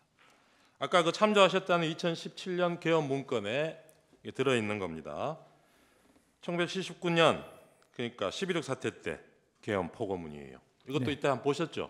예, 그렇습니다. 예, 그리고 2017년은 그것도 한번 보여주시죠. 이건 뭐 실제 상황은 아니고 이 개헌 문건 작성하면서 아마 참고용으로 작성이 된 것 같은데 이것도 보셨을 거고요. 네, 네. 여기 보면 두 건 다 야간 통행 금지 조항이 포함되어 있습니다. 예, 지금 맞습니다. 이거 보고 아마 초안에도 같은 내용 넣으셨던 네. 모양이죠. 네. 예. 방갈로 사망입니다. 그런데 증인이 작성한 이 사건 포고령 1항에는 아까 보셨듯이 국회와 지방의회, 정당의 활동과 정치적 결사, 집회 시위 등 일체의 정치 활동을 금한다라고 되어 있습니다. 네. 그런데 이 국회의 정치 활동을 금지하는 포고령은 아까 앞에 보여드렸던 1979년 포고문이나 2017년 포고문은 물론이고 1961년 5.16 쿠데타 이후에 있었던 6번의 포고문 어디에도 등장하지 않습니다. 네. 증인 어떤 포고문을 보고 이 조항을 참조해서 넣은 겁니까? 그거는 혹시 그 보셨는지 모르겠는데요. 12.12 사태 이후, 그러니까 12.6 때 계엄이 선포됐지 않습니까? 네. 그러다가 이제 12.12 때 또 추가로 이제 네, 계엄이 되면서 네. 확대했습니다. 네. 5.18 계엄 예, 말씀하시는 5.18 건가요? 전에 예. 5월 17일 날 했을 17일? 거예요. 예. 네. 그때 그게 포고령 10호가 나갔을 겁니다. 아마. 네. 그때 보면 거기에 모든 정치 활동을 금한다고 되어 있습니다. 알겠습니다. 예. 예. 근데 72년 10월 17일 10월 유신 계엄이 있었지 않습니까? 네네. 이때 포고문도 혹시 보셨어요? 그때 봤는데 보긴 봤는데 제가 기억이 정확히 안 납니다. 어떤 예, 내용? 여기도 보면 네네. 모든 정치 활동 네. 목적의 집회 및 있었을 시위를 겁니다. 금한다는 조항이 있어요. 맞습니다. 그 이것도 그렇고 아까 네. 80년 5월 네. 17일 계엄 예예예. 그 당시에 포고문을 보고 만든 거라 하셨죠. 그 80년 근데 그거는 그걸 보고 잠시만요. 제가 질문하겠습니다. 80년 비상계엄 확대 조치에 대해서 대법원이 그걸 어떻게 평가했는지는 혹시 알고 계십니까? 예? 80년 5월 17일의 비상계엄 확대 조치에 대해서 대법원이 그 조치를 어떻게 평가했는지는 알고 계시느냐고요. 네, 정확히 기억나지 않습니다. 네, 나중에 한번 확인해 네. 보십시오. 우리 헌법하고 개헌법은 비상계엄 상황에서도 국회의 권한은 제한할 수 없는 것으로 규정하고 있습니다. 증인 포고문 초안 작성할 때 이런 사실은 알고 있었습니까? 국회 뭐라고? 계엄하더라도 국회의 권한은 제한을 할 수 없는 예, 것으로 예, 규정하고 예. 알고 있었어요. 네. 그런데 이런 1항을 넣으셨다는 거죠. 아, 그래서 알겠습니다. 국회에 피청구인도 이 1항 내용 보고 아무런 문제 제기를 안 했습니까? 대통령도. 네, 네. 그 특별한 언급은 없으셨습니다. 국회가 계엄 해제 요구 의결을 하는 게 정치 활동입니까 아닙니까? 그거는 뭐 정치 활동이 아니라고 생각합니다. 아 그렇습니까? 예.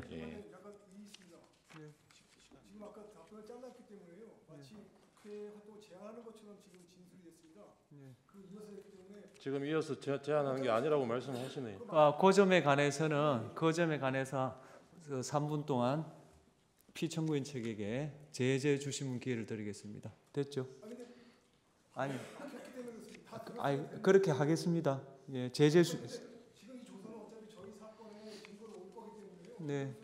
관심 갈 수밖에 없습니다. 아 그러니까요.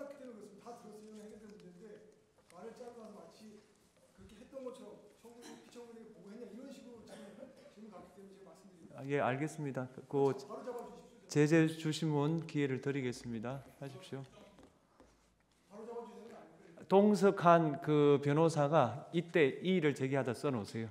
성함이 어떻게 되시는가요? 예, 그거 적어 놓겠습니다. 예, 하십시오. 네, 방가로 7번입니다. 갑 35증 개헌 문건 3쪽 제시하겠습니다. 43쪽 제시하겠습니다. 이게 역시 그 같은 문건에 등장하는 건데요. 국회에 의한 계엄 해제 시도 시 조치 사항 이런 걸 검토를 했었습니다. 2017년 계엄 문건에 그 방법으로 정치 활동을 금지하는 포고령을 선포하고 위반 시 현행범으로 체포하는 방안을 제시하고 있습니다. 국회의 계엄 해제 의결 시도를 저지하는 방안으로. 혹시 이 내용도 참고하셨습니까? 아, 이 내용은 참고한 게 아니라 있는 거는 확인했는데 이거는 뭐 가치가 없는 것 같아서 별로 그렇게 중요하게 생각지 않았습니다. 알겠습니다. 실제로 국회 출입을 통제하는 그 시간대를 보면 경찰에서는 포고령 선포되기 전에는 일시 국회 출입을 허용했다가 선포 이후에 다시 국회 출입을 전면 통제했습니다. 이 조항, 그러니까 포고령의 이 조항은 국회의원이 계엄해제 의결을 위해서 국회 청사내로 들어가는 것을 막기 위해서 넣은 거 아닙니까? 그렇지 않습니다. 그렇게 했다면 본청에 들어오시는 의원님들은 아무도 제재를 안 받았는데 네, 그럼 왜 그렇게 했습니까? 알겠습니다. 9항입니다. 이 사건 포고령 5항에 보면 전공의 등 의료인을 대상으로 본업에 복귀할 것을 명하고 위반 시 처단한다 이렇게 규정하고 있습니다. 기억나시죠? 네, 이 조항도 증인이 초안에 포함시킨 것입니까? 맞습니다. 의료인과 같은 특정 직업군에 대한 언급이 계엄사 포고문에 등장하는 것도 이 사건 보고령이 처음인 걸로 보입니다. 이걸 어떻게 이런 걸 넣으셨어요? 당시에 그 파업이 장기화되면서 의료 시스템 붕괴로 인해 가지고 국민의 건강과 안전이 굉장히 위협을 받고 있었습니다. 알겠습니다. 그래서 피청구인이 초안에 없던 업무 복귀를 피청구인이 내리겠습니다. 초안에 없던 걸 넣으라고 한 게 아니고 초안 처음부터 증인이 넣었던 내용이라는 말씀인가요? 들어있던 내용이라는 건가요? 그렇습니다. 예, 알겠습니다. 복귀 명령을 내린 겁니다. 네, 네.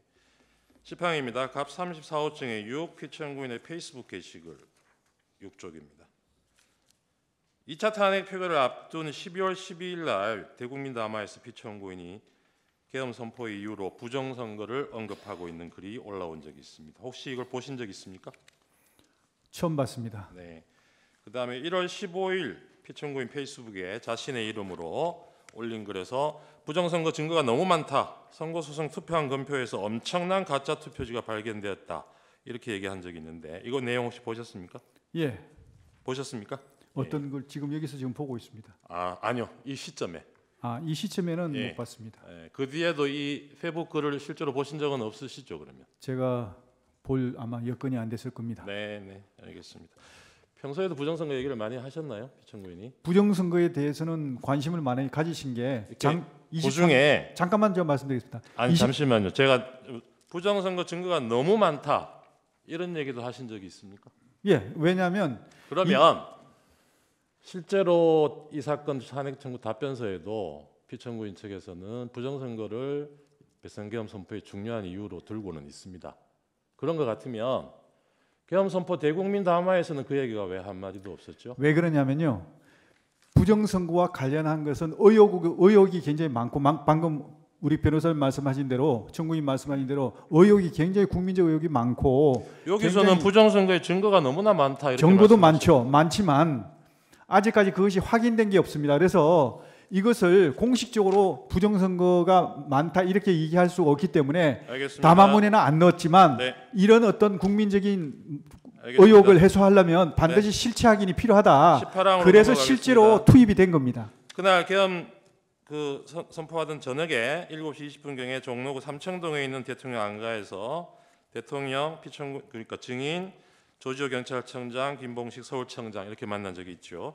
네, 이 자리에서 피청구인이 조지호와 김봉식에게 종북 좌파 세력 때문에 나라가 상당히 혼란스럽다. 오늘 밤 10시에 비상계엄 선포한다. 해야겠다.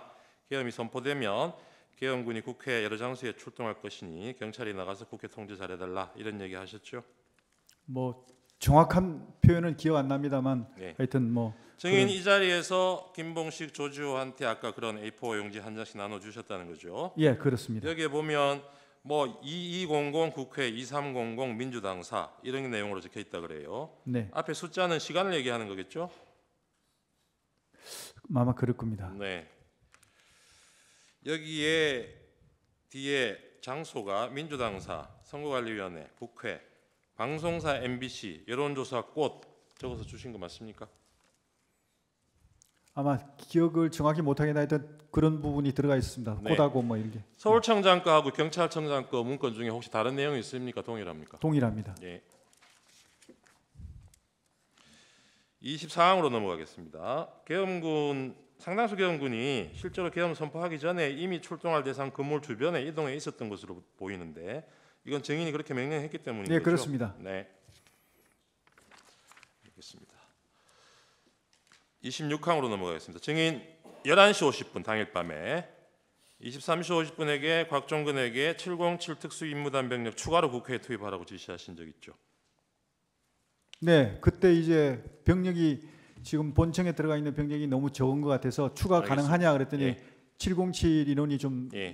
남아 있다. 그래서 그러면 정원이 가능하면 그 알겠습니다. 투입하라. 그래서 아까 얘기한 180명이 들어온 겁니다. 네, 27항입니다. 네. 한 30분 뒤에 박정근한테 다시 전화해서 국회의원이 150명이 안 되도록 막아라. 빨리 의사당 문 열고 안으로 들어가서 안에 있는 국회의원들 데리고 나와라. 이렇게 제시하신 적이 있죠. 그건 불가능한 일입니다. 알겠습니다. 증인 아까 국회의원 국회에 들어가는 걸 통제하라고 못 들어가게 하라고 지시하신 적이 증인도 없고 피청구인도 없고 이렇게 말씀하셨어요. 네. 아까 증인은 그 국무회의 하다가 10시 반 되니까 그 합참 전투통제실로 옮겨서 예. 지휘관회의 주재를 하시고 거기서 그러면 대통령 국민 담화하는 거는 TV로 보셨겠네요. 그렇습니다. 그 뒤로도 국회 앞 상황 같은 거 TV 화면으로 계속 보셨죠? 보고 계셨죠? 그때는 초기 상황에서 네. 제가 조치할 게 좀 많아가지고 네. 화상회의도 해야 되고 네, 네, 네. 또 화상회의는 언제 끝났습니까? 화상회의는 글쎄 시작하고 그 길게 하진 않았습니다. 한 네. 10분 내외로 아, 한 것 그렇습니까? 같습니다. 그러면 그 뒤에 국회 상황이 어떻게 되는지 뭐 그러고 계속 나서 또 지켜보고 뭐 계셨을 것 같은데. 그러고 나서 또 저기 계엄사령관한테 뭐 시행 알겠습니다. 보고문 하고 뭐 이렇게 예. 하다 보니까 또 그때 방송에 국회 그냥 생중계로 계속 비춰주면서 못 들어가는 국회의원이 있고 담을 넘어가는 국회의원도 있고 그 장면이 계속 나왔어요. 아, 네. 그거 보셨으면은 네. 이거 나나 피청구인이 지시한 내용하고 다르다. 다시 지시를 하셨어야죠. 그러니까 제가 초기에는 업무 이렇게 지시하고 뭐 정리하느라고 그걸 못 TV를 보셨다는 못- 예, 말씀입니까? 그렇습니다. 알겠습니다. 지금 수방사령관 이진우도 피청구인 대통령이 직접 그날 자정경에 전화를 해서 국회 상황 어떤지 물어보고 빨리 본회의장으로 가서 4명이 한 명씩 들쳐 입고 나오라고 해라. 국회의원이 190명 들었다는데 실제로 들어왔다는지 확인이 안 되는 거고 뭐 해제됐다 하더라도 2번, 3번 계엄령 선포하면 되니까 계속 진행해라. 이렇게 진술을 했어요. 이진우가. 증인은 이 진술이 사실이 아닐 거라고 생각하시는 거죠? 예, 저는 이해할 수 없습니다. 그런데 왜냐하면 피청구인이 이런 지시를 안 했는데 증인의 부하들이 군통수권자인 대통령의 지시를 두고 거짓말을 할 이유가 뭘까요? 글쎄 그거는 저도 이해가지 않습니다. 알겠습니다.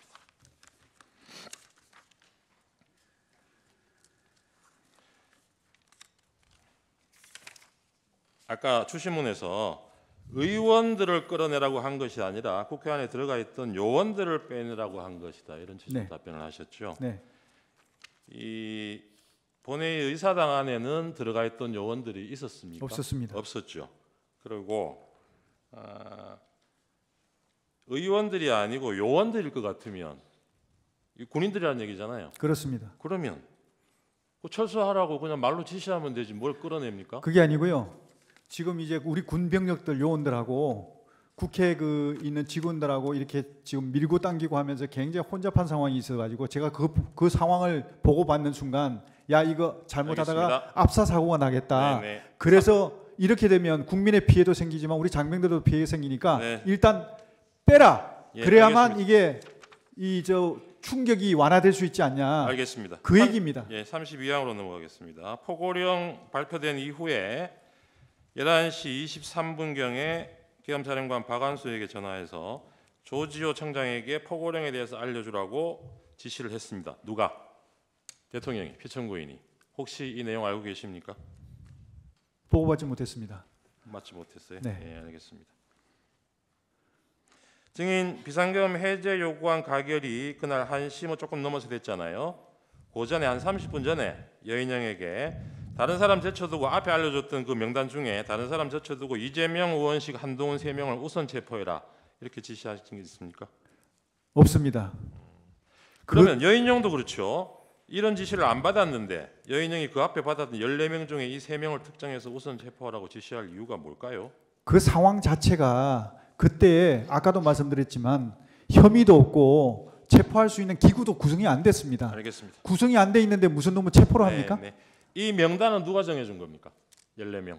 14명 제가 아까 말씀드린 대로 14명을 특정한 게 아니고 제가 이렇게 쭉 그 이 주요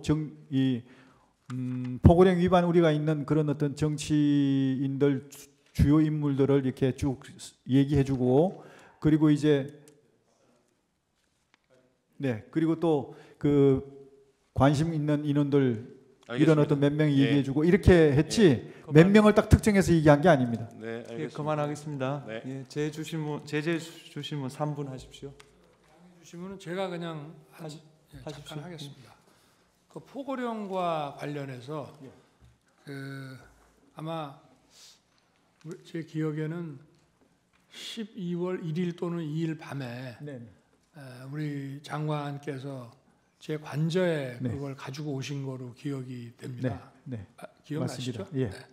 그래서 그때 제가 써오신 그 계엄 선포문, 계엄 그 뭡니까 담화문하고 포고령을 보고 포고령에 뭐 사실은 법적으로 검토해서 손댈 거는 많지만 어차피 이 계엄이라는 게 길어야 하루 이상 유지되기도 어렵고 그러니까 이런 이 국가 비상 상황, 위기 상황이 국회 독재에 의해서 초래됐으니 여기 포고령 이거는 좀 추상적이기는 하지만 이론이 이런 것들이 추상적이기는 하지만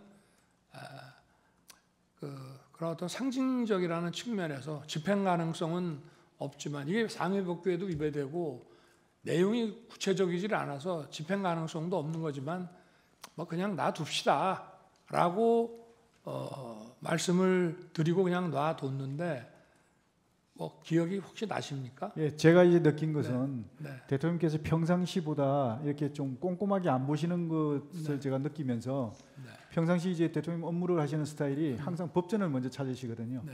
뭐 이렇게 보고가 들어오거나 참모들 하면 조금 이상하다 그러면 법전부터 먼저 이렇게 가까이 해서 좀 찾아보고 이렇게 하시는데 분명히 저는 그렇게 생각했는데 안 찾으시더라고요. 네, 그래서 좋습니다. 하여튼 이게 예, 어쨌든 이거는 실현 가능성, 집행 가능성이 없는데 상징성이 있으니까 놔둡시다 이렇게 얘기를 예. 한 거로 기억이 되고 예, 또 그 왜 전공이 네, 이걸 제가 왜 집어넣냐 웃으면서 이렇게 얘기를 하니 이것도 막 그런 측면에서 네. 좀 어떤 계고한다는 측면에서 그냥 뒀습니다 해서 저도 그렇습니다. 웃으면서 그냥 놔뒀는데 예, 그 상황은 기억하고 예, 계십니까? 기억합니다. 지금 말씀하시니까 기억납니다. 네.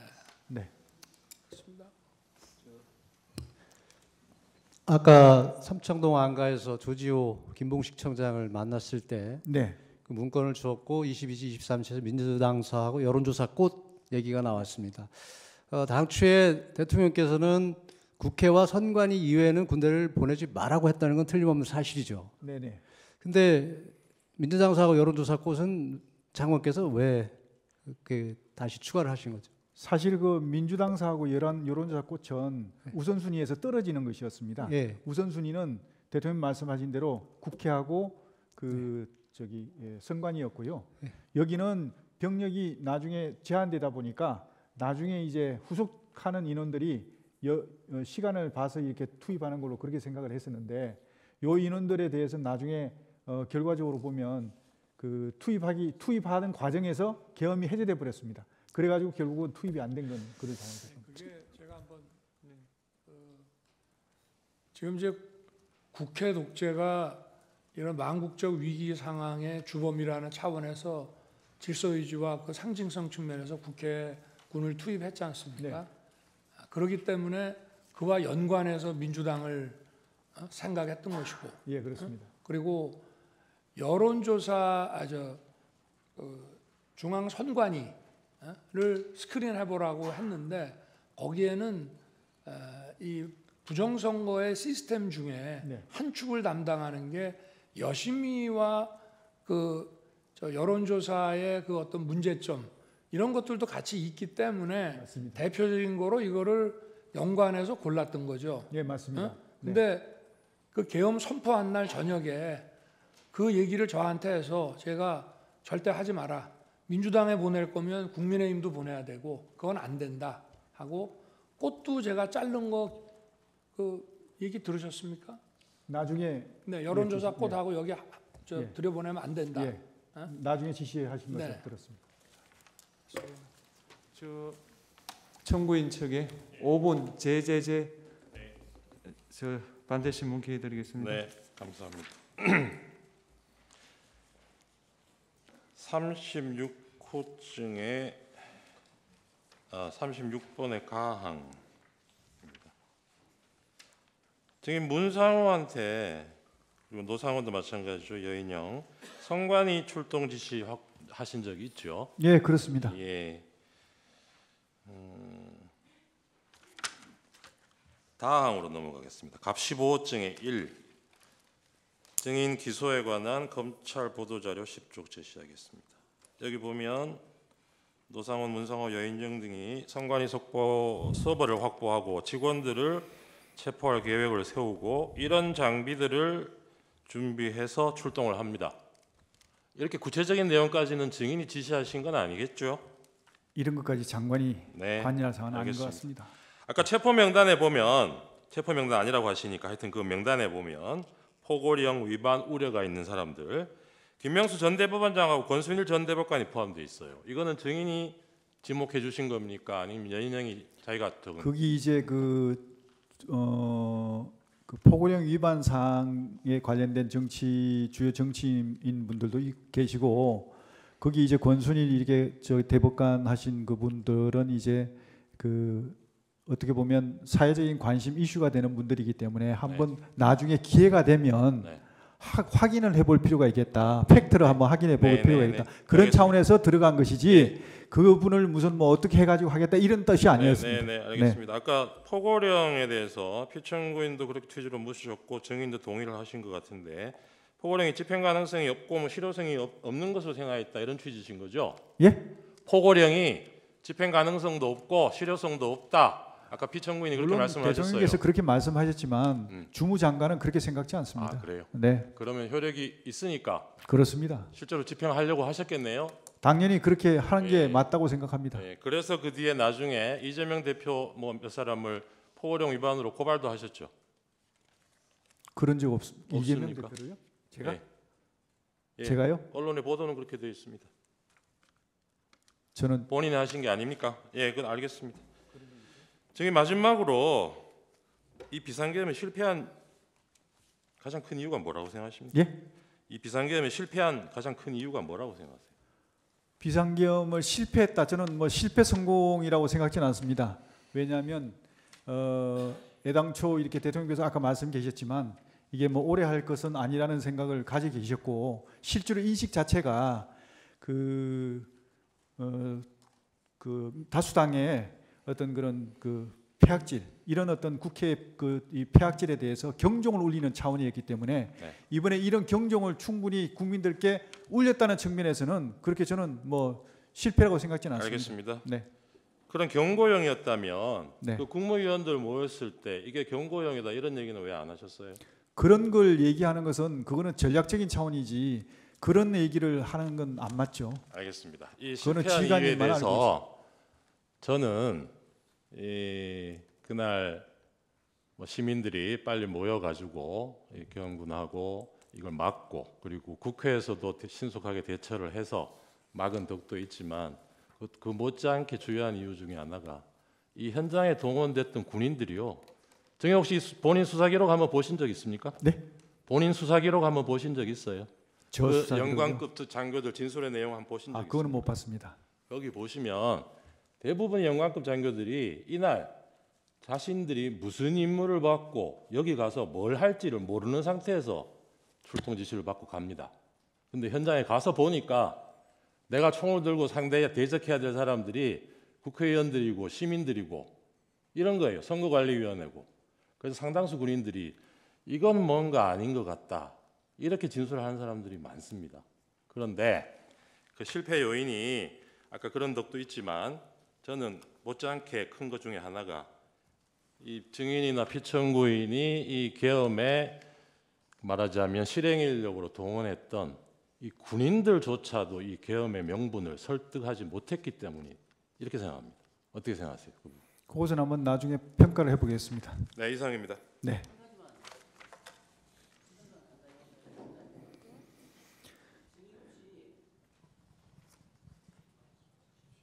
증인 혹시 계엄 해제 직후에 전군 지휘관 회의에서 이런 말을 하신 적 있는지 모르겠어요. 우리 군이 통수권자이신 대통령님의 명을 받들어서 임무를 수행했습니다. 그러나 충과 부족으로 결과가 우리가 원하는 결과가 되지는 않았지만 이런 말씀하신 적 있나요? 예, 그렇습니다. 여기서 원하는 결과는 뭐였습니까? 최소한 한 2, 3일은 가지 않을까 생각했습니다. 그러니까 2, 3일이 가지 않은 것이 원하지 않는 결과였나요? 충분히 국회의 폐악질에 대해서 국민들에게 더 명확하게 알려야 되는데 그렇게 알리지 못한 것, 그리고 선관위에 대한 어떤 그런 부정선거에 대한 실체를 좀 며칠이라도 해서 확인을 해갖고 국민들께 알려줘야 되는데 그렇지 못한 거, 이런 것들이 아쉬운 것이죠. 그러니까 선거 부정을 밝혀서 이 국회가 그만하겠습니다.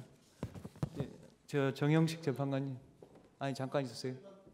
잠깐만 있으세요. 정영식 재판관님 질문하시죠. 예. 제가 몇 가지 김영호 증인, 제가 몇 가지 예. 물어보겠습니다. 네. 이미 내용이 어느 정도는 나왔기 때문에 확인하는 차원에서 다시 물어보는 겁니다. 12월 3일 날 22시 17분경에 이제 국무회의 구성원 11명이 대통령실 대접견실에 모였을 때, 다 모였지 않습니까? 네. 이때 11명이 모였을 때 이제 피청구인이 비상계엄에 관한 구체적인 내용, 그러니까 비상계엄의 실체적 요건이 충족됐는지, 그리고 시행 일시, 시행 지역, 그리고 계엄사령관 등에 관해서 이야기를 했습니까? 제가 아니, 그 문건을 대통령님 하신 게 아니고요. 예. 제가 이제 그게 의안이었기 때문에 예. 의안이었기 때문에 제가 계엄 선포문, 그러니까 공고문이죠. 그거를 다 나눠드렸습니다. 그러니까 제 말은 네. 그러니까 구체적인 비상계엄의 내용, 실체적인 요건이 충족됐는지 심의를 하는 것을 말씀드리는 거예요. 그러니까 실체적 요건이 있어야 될 거 아닙니까? 그 요건이 충족됐는지, 그리고 일시는 언제 한다, 그리고 시행지역은 어디다, 그리고 계엄사령관은 누구다, 이런 얘기를 구체적으로 이야기를 한 적이 있느냐 하는 겁니다. 그 포고문을 아까 다 줬다는 것이고. 네. 그 재판관님 말씀하신 그 1번 부분은 그 별도고요. 2번부터 밑에 거는 다 계엄 선포문에 포함되어 있는 내용들이라 계엄 선포문을 제가 다 이렇게 개별적으로 국무위원들한테 나눠주고 그 의안으로 이제 했기 때문에 다 알려줬다고 저는 생각하고 있고요. 1번 충족이 됐느냐 안 됐느냐 하는 문제는 그 전에 계엄을 하기 전에 대통령님께서 계엄 선포를 하시기 전에 거기에 대한 여러 가지 전시 또는 사변 또는 그게 이에 준한 비상사태. 그래서 이게 지금 현재 상황이 이에 준한 국가 비상사태냐. 그리고 그 뒤에 보면 사회 질서가 심각하게 교란돼서 행정, 사법 기능이 현저히 저하될 경우라는 얘기가 있습니다. 국회도 사회지 않습니까? 그러니까 제가 여쭤보는 말씀은 피청구인 대통령이 그 당시에 그런 얘기를 현장에서 했느냐, 이걸 묻고 있는 겁니다.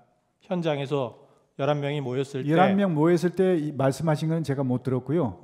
개별적으로 이렇게 하실 때 계엄의 필요성, 당위성에 대해서는 말씀하시는 걸 들었습니다. 개별적으로는 얘기했지만 11명이 다 모였을 때 구체적으로 그런 얘기를 한 적은 없다. 그다음에 국무회의 당시에 국무위원들을 상대로 이번 비상계엄은 거대 야당에 경고하기 위한 것이다. 경종하기 위한. 경종을 울리기 위한 것이다. 그리고 중앙선거관리위원회의 선거관리 시스템을 점검하기 위한 것이다. 이런 취지의 말을 했습니까? 제가요, 아니면 대통령이? 언제? 모였을 때 11명이 모였을 때. 그거는 말씀 안 하셨습니다. 말을 안 했다. 네. 그다음에 육군참모총장 박완수를 계엄사령관으로 임명한다는 점을 국무회의에서 심의를 했습니까? 그게 이제 방금 말씀드린 계엄 선포문에 그게 포함되어 있습니다. 계엄 선포문에 이제 계엄사령관 네네, 박완수 이렇게만 돼 있을 뿐이지. 그렇습니다. 그러면 그거를 이 사람으로 하겠다라는 취지다. 그것이. 그다음에 그 비상계엄 선포문, 아까 말씀하신 비상계엄 선포문에 부서를 했습니까? 장관들이나 증인이 부서를 했냐고. 그렇게는 하지 않았습니다. 부서를 하지 않았다. 네. 그다음에 그 국회 건물 내부로 투입된 군 병력을 빼내라 이렇게 지시를 네. 했다는 거죠. 네. 그러면 질서 유지만을 목적으로 군 병력을 동원을 했는데 질서 유지 목적으로 그러면 애초에 국회 그 본청 건물 말하는 겁니다. 본청 건물 안에 군 병력이 왜 들어갔습니까? 질서 유지를 하는데 그 안에는 어차피 의원들 들어가 있고 의원 관계자들이 들어가 있을 텐데 외부에 뭐 시민들이나 이런 사람은 들어가지는 않은 상태인데 굳이 거기를 군병력이 왜 본청에 유리창을 깨고 진입을 했습니까? 그 이제 최종적인 엔드 스테이트는 이게 상황 자체가 본청에 이런 어떤 군 병력이 이게 딱 그 본청을 확보하고 출입문에 대한 일단 출입에 대한 이렇게 통제를 하면서 선별적으로 의원들이 들어오시는 거는 그냥 뭐 저거 없이 제재 없이 그냥 통과하시지만 나머지 불필요한 인원은 들어오지 못하도록 이렇게 딱딱 질서정연하게 그러면 이런 모습을 외부만을 본청 건물의 문에만 배치를 해놓으면 되는 거 아닌가요? 네, 그렇게 하려고 했는데 이게 충돌이 생겨버린 겁니다. 들어갔으니까 충돌이 생긴 게 아니에요? 그러니까 이 출입문만 하면 안 되고 안에 내부에 또 인원들이 또 어떤 인원들이 불필요한 인원들이 많으면 거기에 대해서는 이제 빼내야 되니까 그런 어떤 차원에서 한 겁니다. 그리고 그 아까 자꾸 체포 이런 얘기가 나오는데 증인은 이제 포고령을 위반할 개연성이 높은 사람들을 몇 명을 추려서 말하자면 동태를 파악하라고 알려준 것이다 이런 취지였죠. 예, 동정을 좀 확인해. 그 말이 왜 체포로 바뀐 겁니까? 그러니까 이제 다른 사람은 체포하라고 지시했다는 취지로 얘기를 하는데 그게 증인이 얘기할 때 동정을 파악하라라고만 말씀을 하셨지만 동정을 파악해서 포고령을 위반하면 체포해야 된다 이렇게까지 말씀을 하신 건 아닌가요 혹시? 그건 아닙니다. 왜냐하면, 체포라는 말은 꺼내지도 않았습니까? 그렇습니다. 왜냐하면 체포를 하려 그러면 체포를 할 수 있는 기구가 구성이 돼야 되는데 그때가 안 됐다는 겁니다. 그 말씀은 아까도 하셨고 예. 그러니까는 그 말하자면 이 사람들이 계엄 포고령을 위반할 가능성이 높은 사람이니까 동정을 감시해라라고 했다는 말은 네. 아직은 아니지만 추후에 지금 말씀하신 것처럼 체포를 하기 위한 조건들이 있잖아요. 네. 조건이 성숙이 되면 체포를 해야 된다 이런 취지로 얘기를 한 것이 아니냐 이런 말입니다. 그래서 체포라는 얘기가 자꾸 나와서 묻는 거예요. 동정을 이제 확인하다 보면 어떤 위반 우려가 있고 하면 사전에 예방 차원에서 차단을 해야 될 것이고 그럼에도 불구하고 계속하면 그거는 필요하면 체포가 이루어질 수밖에 없는 상황 아니겠습니까? 그런 어떤 것들의 어떤 차원에서 연장선에서 생각하시면 되겠지만 근데 최초부터 혐의도 없는데 그리고 그때 당시에 시작할 때 얘기했을 때 앞으로 어느 정도 지나야 합동수사본부가 구성되겠냐 그래야만 체포조 운영이 되니까 그랬더니 아마 적어도 서너 시간은 더 있어야 될 것 같습니다. 이렇게 얘기를 했거든요. 그러면 앞으로 서너 시간이면 그때가 통화했던 게 22시 30분 정도 됐는데 새벽 2시 넘어야 된다는 얘기거든요. 네, 알겠습니다. 예. 예, 됐습니다. 두 가지만 확인하겠습니다.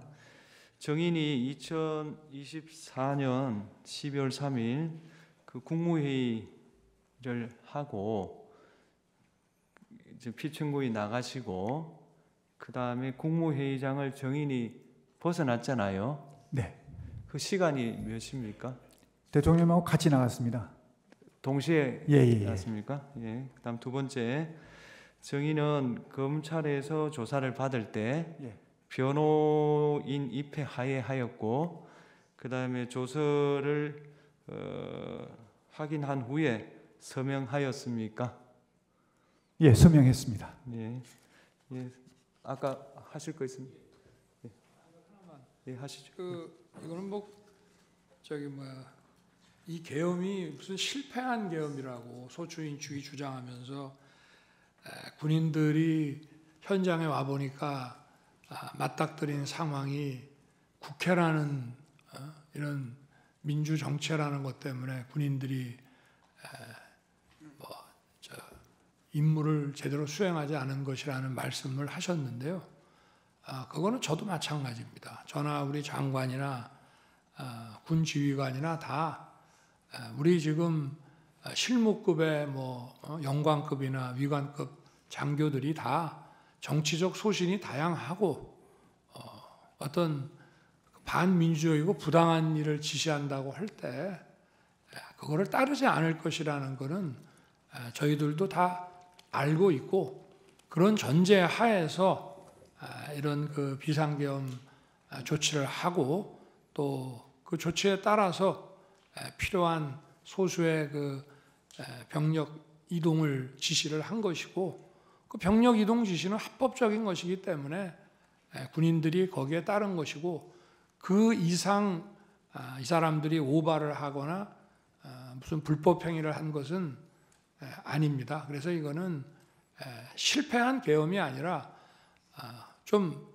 얘기한다면은 저도 빨리 끝날 거라고는 생각했지만 예상보다 좀 더 빨리 끝났다. 그리고 그 이유는 국회가 계엄 해제 요구를 아주 신속하게 한 것도 있고, 저 역시도 계엄 해제 요구가 결의가 나오자마자 바로 장관과 계엄사령관을 즉시 제 방으로 불러서 군 철수를 지시했고, 그리고 어차피 국무회의를 열어야 또 계엄 해제를 할 수 있기 때문에 시간은 좀 걸리지만 제가 기다리다가 바로 1층 브리핑룸에 가서 군은 철수시켰고 국무회의 정족수가 갖춰지면 거기에 따라서 계엄 해제를 하겠다고 선 발표를 했습니다.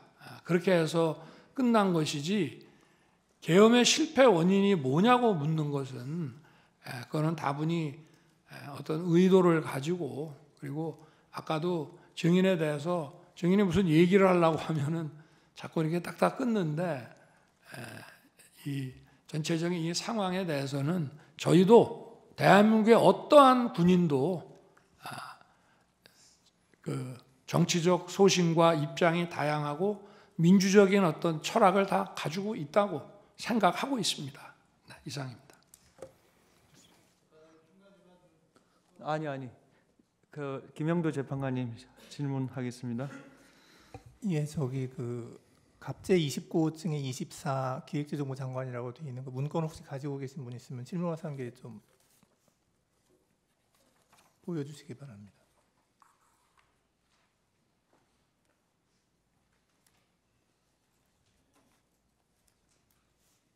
예, 질문하신 게 좀 확대해 주실래요? 증인. 네. 저 문건 증인이 작성했다고 했죠. 맞습니다. 거기 사망을 보면, 네. 사망이 아니라 제일 아래쪽을 보면 국가 비상 입법 기구 관련 예산을 편성할 것이라는 내용이 있습니다. 네. 저 내용이 왜 필요했습니까? 예, 요것은 아까 잠깐 제가 언급을 하긴 했는데, 요걸 작성하기 전에 대통령께서 평소에 하신 말씀이 떠올랐습니다. 그게 뭐냐면 다시 한번 말씀드리면, 정부 여당에서 민생 관련한 입법 법안, 그리고 경제 살리기 관련 법안, 이런 것들을 비롯해 가지고 한 100여 건이 거대 야당에 막혀 가지고 이게 정지가 돼 있는 상태다. 이것만이라도 제대로 좀 작동이 되면 국민들의 삶이 훨씬 더 좀 나아질 텐데, 이거라도 어떻게 좀 했으면 좋겠다는 생각을 많이 말씀하셨습니다. 그러면서 나중에 기회가 되면 이런 부분들을 좀 할 수 있는 방안을 강구해 봤으면 좋겠다, 이런 말씀을 제가 몇 번 들었습니다. 그래서 그게 떠올라서 이번 기회에 그러면 이런 어떤 기재부에다가 이런 이 긴급 재정 입법권을 해서 이 입법권을 수행할 수 있는 그런 이 조직을 만들어 갖고, 그걸 이제 가지고 이런 어떤 해소하지 못한 그런 여러 가지 막혀 있는 부분을 좀 해소하자, 그런 생각에서 이렇게 지금 정리하고 알겠습니다. 그런데 그 가운데 거를 보면요, 저 문건의 가운데 거를 보면 국회 관련 각종 보조금, 지원금, 각종 임금 등 현재 운용 중인 자금 포함 완전 차단할 것, 이리 돼 있거든요. 네. 그런데 지금 증인이 말씀하시는 그런 입법을 하려면 결국 국회가 해야 되는데, 입법은 국회가 하는 거니까. 그런데 가운데 거는 왜 쓰셨어요? 저거는 국회를 정지시키겠다는 아닙니다. 뜻인가요? 이 국회 관련된 상황이 아니고 국회를 통해서 지원되는 단체가 있습니다. 그런 단체의 보조금, 지원금 이런 것들을 차단하라는 그런 뜻이죠. 아, 예. 예.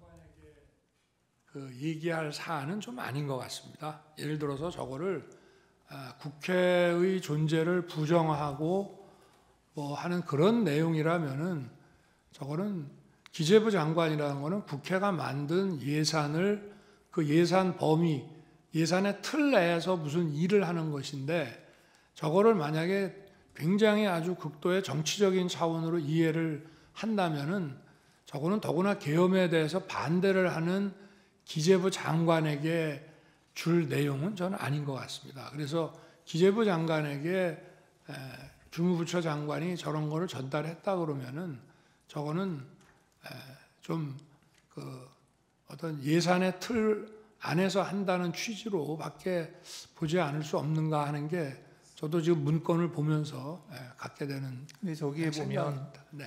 임금이라고 되어 있어서 네. 월급 주지 말라는 그 뜻인데. 임금은 아까 전에 잠깐 말씀드렸는데 임금비 이런 개념이 아니고 임금 중에 사실은 이게 불법 임금들이 많다고 얘기를 들었습니다. 그러니까 인원들을 뻥튀기 한다든지 또 없는 인원을 이렇게 해서 한다든지 이런 부정적으로 나가는 임금 이런 어떤 것들을 색출해서 차단해야 되겠다 이런 개념이었습니다. 이게 결국은 저런 거 아니겠습니까? 저 잠깐. 네네. 잠깐만요. 네. 혹시 갑제 2호층 포고령 가지고 계신 분 있으면 좀 보여주시죠. 그 1항 좀 보여주시겠어요? 1항 쪽. 저 1항을 좀 확대 좀 해서. 예. 근데 제가 읽죠, 그 1항을 보면 국회와 지방의회, 정당의 활동, 일체의 정치 활동을 금한다 이렇게 돼 있거든요. 예. 그래서 저 기획재정부 장관에게 준 그 갑제 29호증의 24의 기재 내용하고 이 포고령의 그 제 1항의 1항을 이렇게 종합해서 보면 결국은 가장 주된 목표가 그 입법기구인 국회의 기능을 정지시키겠다 하는 그런 의도가 있는 것으로 보이거든요. 저는 솔직히 그렇게까지 하진 않았습니다. 이건 제가 아까 말씀드렸지만 국회의 기본적인 입법 활동은 당연히 존중돼야 되고 보장돼야 된다고 저는 생각하고 있습니다. 그렇기 때문에 다만 정치 활동은 이거는 여러 가지 그 정치 활동을 빙자해서 국가 체계를 문란하게 할 수 있으니까 이런 활동은 좀 어떻게 제한시킬 필요가 있다 이런 판단에서 정리한 것이지 어떤 입법 활동까지 맡겠다 이런 것은 아니었다. 저는 그렇게 말씀드릴 수 있습니다. 예, 그리고 그 아까 주신문에서 말씀하실 때 증인께서 국회에 병력을 투입시킨 이유가 국회 봉쇄나 침투가 아닌 국회 질서 유지였고 따라서 처음부터 국회를 봉쇄할 아무런 계획도 없었다 이렇게 말씀하셨어요. 네. 그렇게 말씀하신 거 맞죠? 네.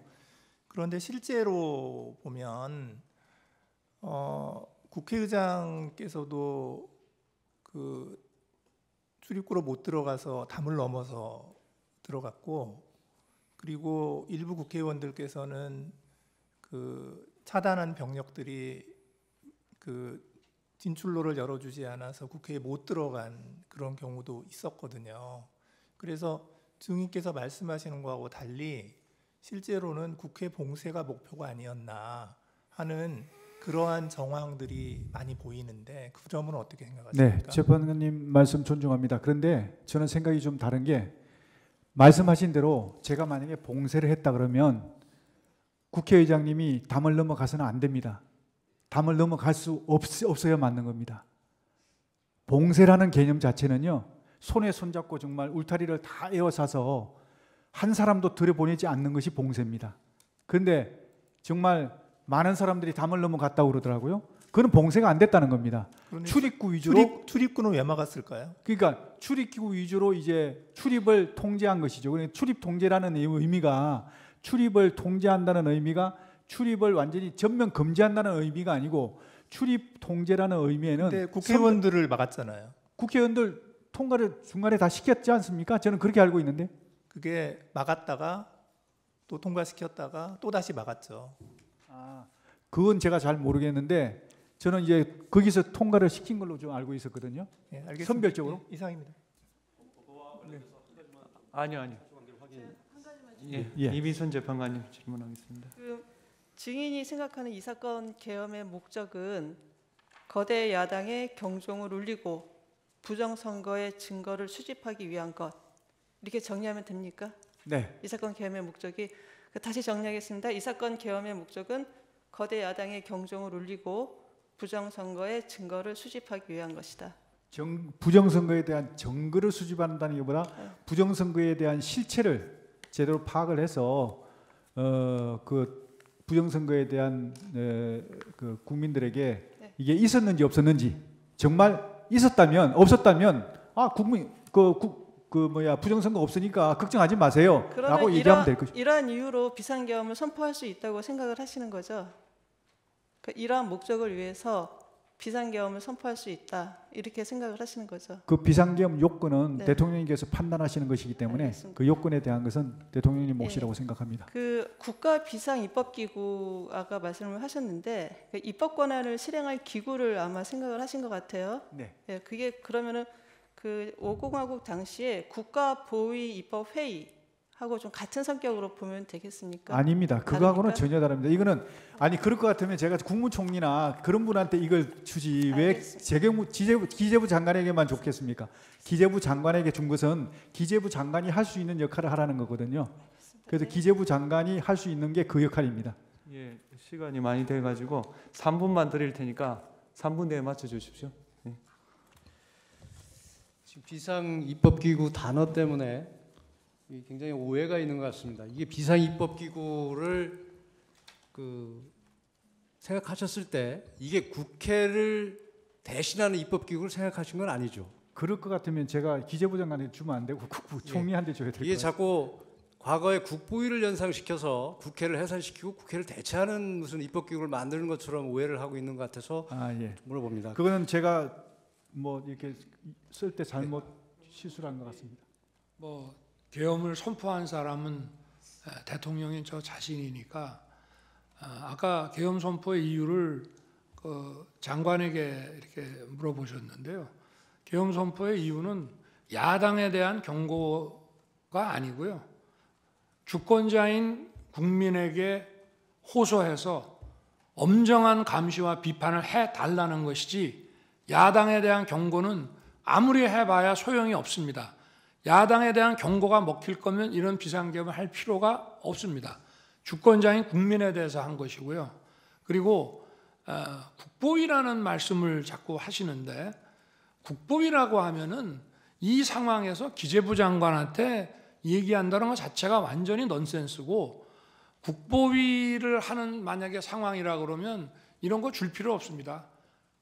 국보위에도 재경분과위원회라는 게 옛날에 있는 거로 알고 있는데 그런 데서 그냥 해버리면 되는 일이지 예산을 집행하는 기재부 장관에게 이거를 줄 이유는 저는 없다고 생각하고 만약에 그런 거라고 하면은 그거는 더 고도의 정치적인 문제이기 때문에 특히 그날 와서 계엄 선포에 대해서 금융 경제적인 차원에서 이거를 반대하는 기재부 장관이라는 예산 실무 장관에게 이거를 준다는 거는 앞뒤가 안 맞고 아마 제가 그 민생입법을 방해하는 거기에 대해서 비상 그 재정 경제 명령, 긴급 재정 경제 명령 같은 거를 제가 대수비에서도 얘기를 하고 장관도 아마 들었던 것 같습니다. 그런데 아까 이게 국회의 입법을 기다릴